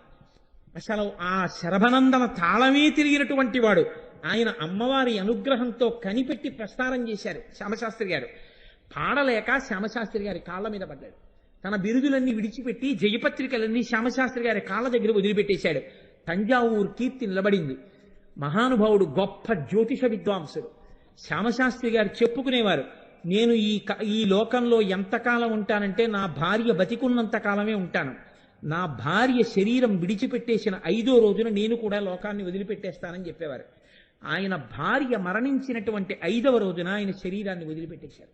ఎంత అందగాడైనా మహానుభావుడు, అంత సంగీత విద్వాంసుడైన, ఇన్ని కనకాభిషేకాలు చేసిన ఏకపత్ని వ్రతుడై శీలవంతుడై అమ్మవారి అనుగ్రహంతో భూలోకం చాపచుట్టినటువంటి ఆదికేశవయ్య గారిని ఓడించినటువంటి వాడై, అన్ని రాగతాళములను కనిపెట్టినటువంటి వాడై, అమ్మవారి మీద అన్ని కీర్తనలు చేసినటువంటి వాడై, ఆయన భార్య మరణించిన 5వ రోజున శరీరాన్ని విడిచిపెట్టి శ్యామశాస్త్రి గారు ధన్యుడైపోయాడు.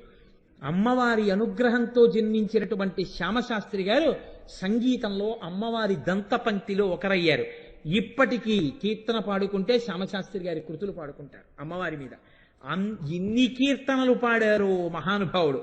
అటువంటి వారే ముత్తుస్వామి దీక్షితులు 2వ వారు. ఎలాగో ప్రస్తావన చేశాను కాబట్టి ఆ పన్ను వదిలిపెట్టడం ఎందుకు, అందుకని ప్రస్తావన చేస్తున్నాను. రామస్వామి దీక్షితులు, సుబ్బమ్మ గారు అని ఒక దంపతులు. ఈ రామస్వామి దీక్షితులు కూడా సంగీతమునందు చాలా నిష్ణాతులు. ఈయన ఒకానొకప్పుడు నాకు ఈ సంగీతంలో మిగిలినవి కూడా ఎలా తెలుస్తాయని బెంగ పెట్టుకుంటున్న సమయంలో ఒక ముసాలి వగ్గు ఎండాకాలంలో ఆయన కూర్చున్న అరుగు దగ్గరికి వచ్చి, నువ్వు ఇక్కడి నుంచి బయలుదేరి దక్షిణ భారతదేశంలో ఉండేటటువంటి వేరొక ఊరు వెడితే అక్కడ నీకు గురువు దొరికి నేర్పుతారు అన్నారు. ఆ తండ్రి గారు, ఆ రామస్వామి గారు బయలుదేరి అక్కడికి వెడితే చిదంబరనాథ శాస్త్రి గారు అన్న గురువు దొరికి సంగీతం నేర్పారు. ఆయన సంగీతమునందు మహానిష్ణాతుడై తిరిగి వచ్చారు. ఆయనకి పెళ్ళైన 40 సంవత్సరాలు పిల్లలు పుట్టలేదు. పిల్లలు పుట్టకపోతే ఆయన వైద్యనాథ స్వామి వారి గుడికి వెళ్ళి అక్కడ ముత్తుస్వామి అంటారు సుబ్రహ్మణ్యేశ్వర స్వామిని, బాలాంబిక అమ్మవారి పేరు. ఆ గుడిలో ప్రతిరోజు సుబ్రహ్మణ్యేశ్వర స్వామి వారిని అర్చించారు. ఆయన భార్య నిద్రపోతుంటే సుబ్బమ్మ గారికి అమ్మవారు కల్లోకి వచ్చింది. వచ్చి తన మెడలోంచి ఒక ముత్యాలహారాన్ని తీసి ఆవిడ చేతిలో పెట్టింది. ఆవిడ తీసి కళ్ళకద్దుకుని ఒక ముత్యం వంక ఇలా చూశారు. తెలివి వచ్చేసింది. నాకు అమ్మవారు ముత్యాలహారం ఇచ్చినట్టు, నేను ముత్యం చూసినట్టు కలొచ్చింది అన్నారు. మన కడుపున ముత్యమే పుట్టబోతోందే అమ్మవారి అనుగ్రహంతో అన్నారు రామస్వామి దీక్షితులు. అప్పుడే మళ్ళీ కృత్తికా నక్షత్రంలోనే పుట్టినటువంటి వారు ముత్తుస్వామి దీక్షితులు. ఆయనకి పెట్టినటువంటి పేరు ముద్దు సుబ్రహ్మణ్యం అనేటటువంటి దేవతని కొలిస్తే పుట్టారు కాబట్టి ముద్దుస్వామి దీక్షితులు. కానీ ముత్యం కల్లో కనబడితే పుట్టారు కాబట్టి అరవ భాషలో ముత్తు అంటే ముత్యం, అందుకని ముత్తుస్వామి దీక్షితులు అయ్యారు. ఈ ముత్తుస్వామి దీక్షితుల వారు పుట్టిన తరువాత చిన్నస్వామి, బాలస్వామి, కమలాంబ అని 2 కొడుకులు కూతురు పుట్టారు. ఈ చిన్నస్వామికి కళ్ళు కనపడడం మానేశాయి. తండ్రి గారు రామస్వామి దీక్షితులు ఏడుకొండలవాడి సన్నిధానాన్ని చేరుకుని 41 రోజుల పాటు వెంకటేశ్వర స్వామి వారిని అనేక రాగాలతో కీర్తనలు పాడి మెప్పించారు. వెంకటేశ్వర స్వామి 41వ రోజు దాటిపోగానే, మండలం పూర్తవగానే ఆయన కొడుక్కి దృష్టినిచ్చేశాడు. అందుకే ఇప్పటికీ నేత్రహీనాక్షిదాయినే నమః అని వెంకటేశ్వర స్వామికి ఒక నామం. నేత్రములు లేని వాడికి మళ్ళీ దృష్టినిచ్చినవాడా అని. అది ముత్తుస్వామి దీక్షితుల వారి తమ్ముడికి జరిగిందని. కొంతకాలం అయిన తర్వాత ముత్తుస్వామి దీక్షితుల వారు తండ్రి గారితో కలిసి ఉంటున్న రోజుల్లో తండ్రి గారికి ఉపదేశం చేసినటువంటి చిదంబరనాథ శాస్త్రి గారు మళ్ళీ వచ్చారు. పెద్దవాడిని అయిపోయానయ్యా, కాశీ వెళ్ళాలనుకుంటున్నాను, నీ పెద్ద కొడుకు ముత్తుస్వామి దీక్షితుల్ని నాతో సాయం పంపుతావా అన్నారు. ఆ రోజుల్లో కాశీ వెళ్ళడం అంటే కాటికి వెళ్ళడంతో సమానం. అందున పెద్ద కొడుకు, నేను పంపనన్నారు. తెలుసున్నటువంటి జమీందారు ఒక ఆయన అన్నారు, విశ్వామిత్రుడు రాముణ్ణి పంపమంటే దశరథుడు కూడా ఇలాగే మాట్లాడాడయ్యా, పంపినందుకు ఇన్ని విద్యలో నేర్పి పంపాడైన. చిదంబరనాథ శాస్త్రి గారంటే సాక్షాత్తుగా విశ్వామిత్రుడు లాంటి వాడు, పంపవయ్యా అన్నారు. ఆ చిదంబరనాథ శాస్త్రి గారు ముత్తుస్వామి దీక్షితుడిని తీసుకుని కాశీపట్టణానికి చేరుకున్నారు. 5 సంవత్సరములు రోజు గంగా స్నానం, కాశీ విశ్వేశ్వరుడి దర్శనం, గురుపాద సేవ. సంగీత శాస్త్రంలో ఎన్ని విషయాలున్నాయో అన్నీ నేర్పేశారు ముత్తుస్వామి దీక్షితుడికి. ఒకానొక రోజున పిలిచి అన్నారు, నీకు నీ తల్లిదండ్రుల దగ్గరికి వెళ్ళిపోవాలని లేదా అని అడిగారు. లేదు, నాకు ఇలా గురు శుశ్రూషలో, గంగా స్నానంలో, అన్నపూర్ణమ్మ చేతి అన్నంలో, విశ్వనాథుడి సేవలో ధరించిపోవాలనుందన్నారు. నువ్వు అలా అనకూడదు నాన్న, నువ్వు నీ తల్లిదండ్రుల దగ్గరికి వెళ్ళిపోవాలి. గురువుగారు మీరు అన్నారు. ఆయన నవ్వి అన్నారు, నా కాలం అయిపోయింది, నేను ఈ గంగలో కలిసిపోతున్నాను అన్నారు. అంత మాట అనవద్దు అన్నారు ముత్తుస్వామి దీక్షితారు. ఇద్దరూ కలిసి గంగా స్నానానికి వెళ్ళారు. రోజు గురువుగారు ముందు దిగేవారు. గురువుగారు ఒడ్డున నిలబడి అన్నారు, దీక్షితర్ ముందు నువ్వు నదిలోకి దిగి రోజు మనం ఎక్కడ స్నానం చేస్తున్నామో అక్కడి వరకు కాకుండా ఇంకొంచెం ముందుకెళ్ళు అన్నారు. ముత్తుస్వామి దీక్షితర్ వారు ముందుకెళ్ళారు. ముందుకెళ్ళి నా కాళ్ళకి ఏదో తగిలింది అన్నారు. ఏది తగిలిందో అది చేతులతో పైకెత్తు అన్నారు. ఆయన వంగి చేతులతో పైకెత్తారు. గంగానది ఆయనకి కటాక్షించిన ప్రసాదం ఒక వీణ దొరికింది ముత్తుస్వామి దీక్షితర్కి. నీవు అమ్మవారి అనుగ్రహాన్ని పొందావురా నాయనా, సంగీత సామ్రాజ్యంలో నీ పేరు చిరస్థాయి అయిపోతుంది, పైకి రా అన్నారు. ముత్తుస్వామి దీక్షితారు స్నానం చేసి వీణ పట్టుకుని వచ్చేశారు. చిదంబరనాథ శాస్త్రి గారు గంగలోకి వెళ్ళి 3వ మునక వేశారు. ఇక పైకి రాలేదు. ముత్తుస్వామి దీక్షితారు అక్కడ ఉన్న జాలరి వంటని పంపి వెతికించారు. గురువుగారు శరీరాన్ని వదిలిపెట్టేశారు. అంత్యేష్టి సంస్కారం చేసి ఆయనకి హనుమాన్ ఘాట్లో సమాధి నిర్మించారు. ఇప్పటికీ హనుమాన్ ఘాట్లో చిదంబరనాథ శాస్త్రి గారి సమాధి ఉంది. అక్కడ నిర్మాణం చేసి అక్కడ నుంచి బయలుదేరి మళ్ళీ తిరిగి తన ఊరొచ్చారు. కానీ తనవారు అప్పటికి తిరువారూరు వెళ్ళారని తెలిసింది. ఆయన వెడుతూ వెడుతూ తిరుత్తని వెళ్ళారు. తిరుత్తని వెళ్ళి సుబ్రహ్మణ్య కటాక్షంతో నేను పుట్టానంటారని ఒకరోజు మధ్యాహ్నం తిరుత్తని కొండ మీద కూర్చుని కీర్తన పాడుతున్నారు వీణ మీద. ఎవరో ఒక వృద్ధుడు వచ్చి, ఓయ్ ముత్తుస్వామి దీక్షితార్ అన్నారు. ఇక్కడ నన్ను తెలుసున్నవాడెవరు అని వీణ ఆపి ఇలా చూశారు. నోరు తెరు అన్నారు. నోరు తెరిచారు. నోట్లో పటికి బెల్లం వేసి కళ్ళు మూసుకుని ఏం పెట్టానో చెప్పు అన్నారు. ఆయన కళ్ళు మూసుకుని నవిలి పటికి బెల్లం అన్నారు. ఏం వినపడలేదు. ఏమిటి నన్ను అడిగిన వ్యక్తేడని కళ్ళు తెరిచి చూశారు. ఆ వృద్ధ బ్రాహ్మణుడు కనపడలేదు. పరమతేజోమూర్తి. ఓహ్, నాకు సుబ్రహ్మణ్య దర్శనమైంది అని పొంగిపోయారు. అప్పుడే తిరుత్తని కీర్తనలు అంటారు. ముత్తుస్వామి దీక్షితర్ కీర్తనలో సుబ్రహ్మణ్యేశ్వర స్వామి వారి మీద చేసినటువంటి సంస్కృత కీర్తనలు అత్యద్భుతంగా ఉంటాయి. ఆ కీర్తనలు చేశారు. చేసిన తరువాత వారి జీవితంలో చాలా ఆశ్చర్యకరమైనటువంటి విషయం ఎప్పుడు జరిగింది అంటే, ఒకానొకప్పుడు ఆయన కేవలూరు అనబడేటటువంటి ఊళ్ళో అక్షయలింగము అనబడేటటువంటి లింగ దర్శనానికి వెళ్ళారు.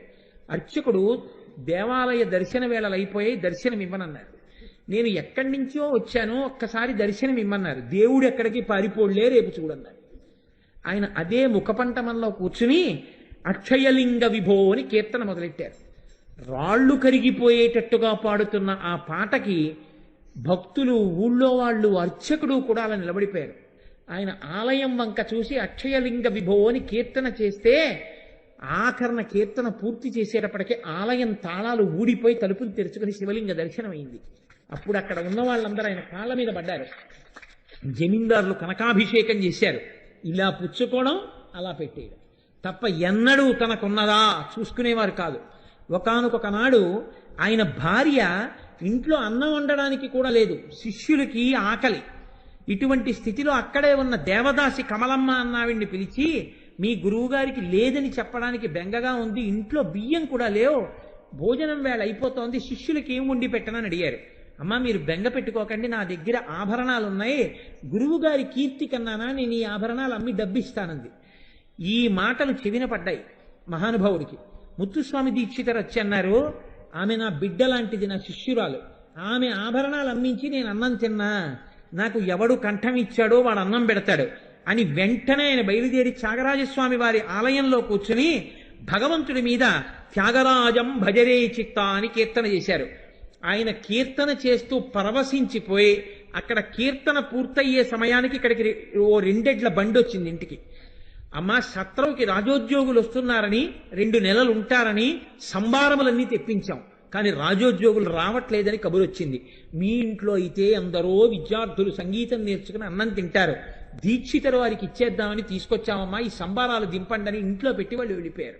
దీక్షితరు వారి కీర్తన చేసి ఇంటికి వచ్చారు. 2 నెలలకి సరిపడ సామాగ్రి సత్రం వారు తెచ్చిచ్చారన్నారు.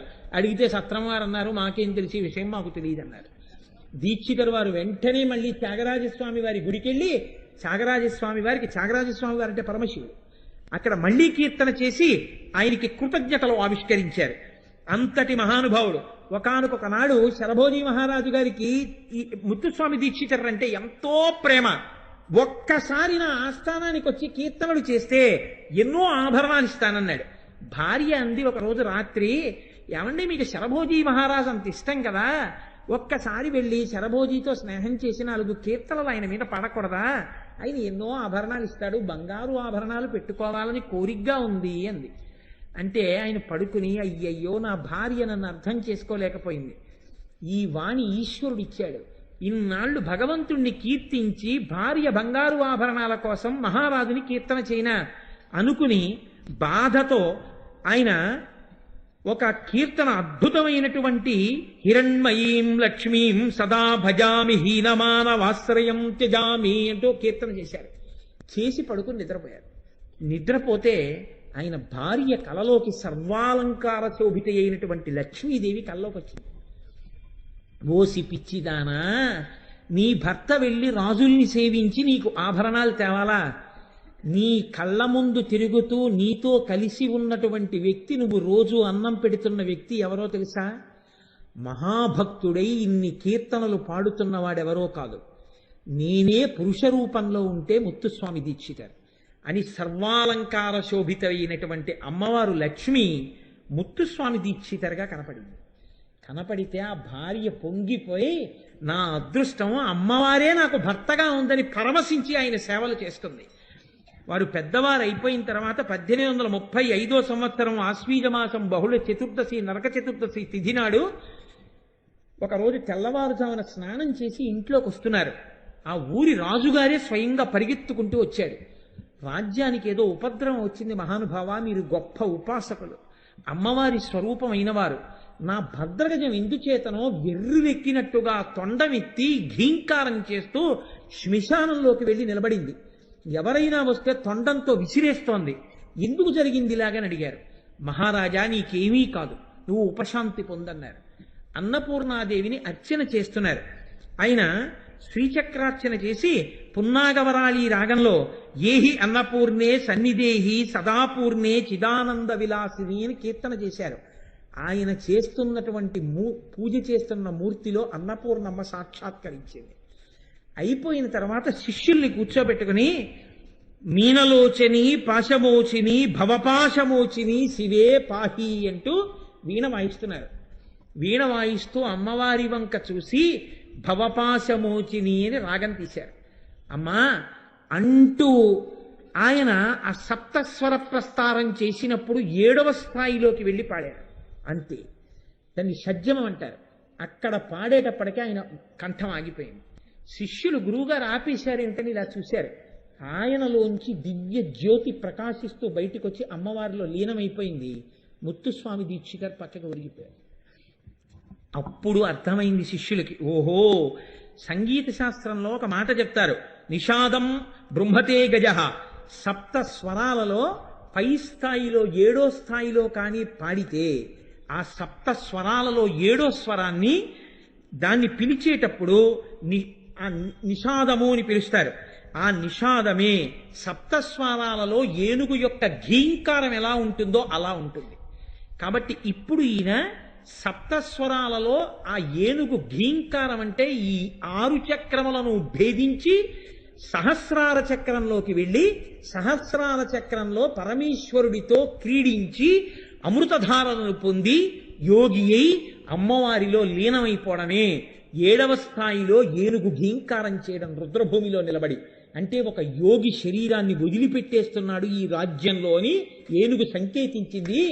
అందుకని రాజా నువ్వు బెంగ పెట్టుకోక్కర్లేదని మన గురువు గారు చెప్పి ఆయనే తన శరీరాన్ని విడిచిపెట్టి ఆ నాదోపాసనలో 7వ స్థాయిలో సప్తస్వరాల్లో 7వ స్వరాన్ని పలుకుతూ ఆ స్థాయిలో పలికినటువంటి స్థితిలో ఆ నిషాదాన్ని పలుకుతూ ఏనుగు ఘీంకారాన్ని చూపిస్తూ ఆయన అమ్మవారిలో ఐక్యమైపోయారు.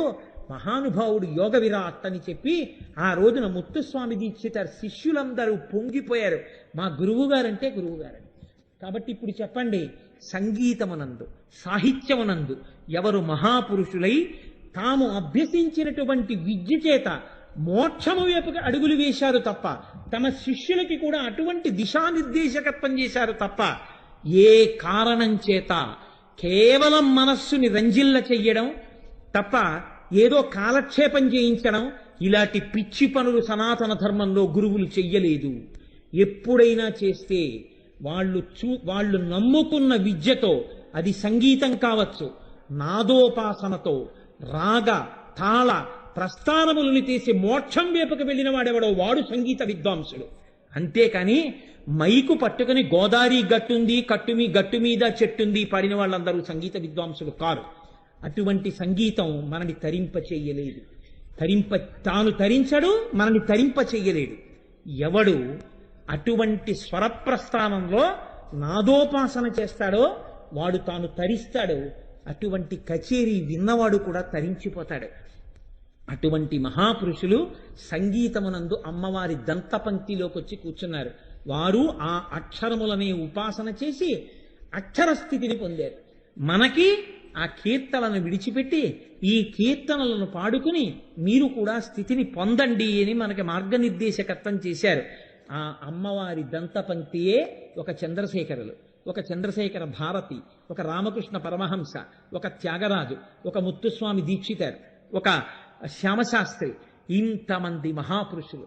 కాబట్టి ఇవాళ అమ్మవారి యొక్క దంతపంక్తి గురించి చెప్పుకుని శుద్ధ విద్యాంకురాకార ద్విజపంక్తి ద్వయోజ్వల అన్న నామాన్ని అన్నంత మాత్రం చేత ఆ మహాపురుషులందరూ అమ్మవారి దంతపంక్తిగా కూర్చుని అమ్మా మమ్మల్ని అనుగ్రహించడానికి ఈ దంతములను బిజులను మాకిచ్చావమ్మా అని మనమందరం ఆ తల్లి దంతములకు నమస్కరించవలసినటువంటి పరమ పవిత్రమైనటువంటి రోజు. అందున త్రయోదశితో కూడినటువంటి అసుర సంధ్య వేళలో ఇంత గొప్ప నామాన్ని ఆ తల్లి పరాశక్తి చెప్పించి మన్ని కృప చేసింది.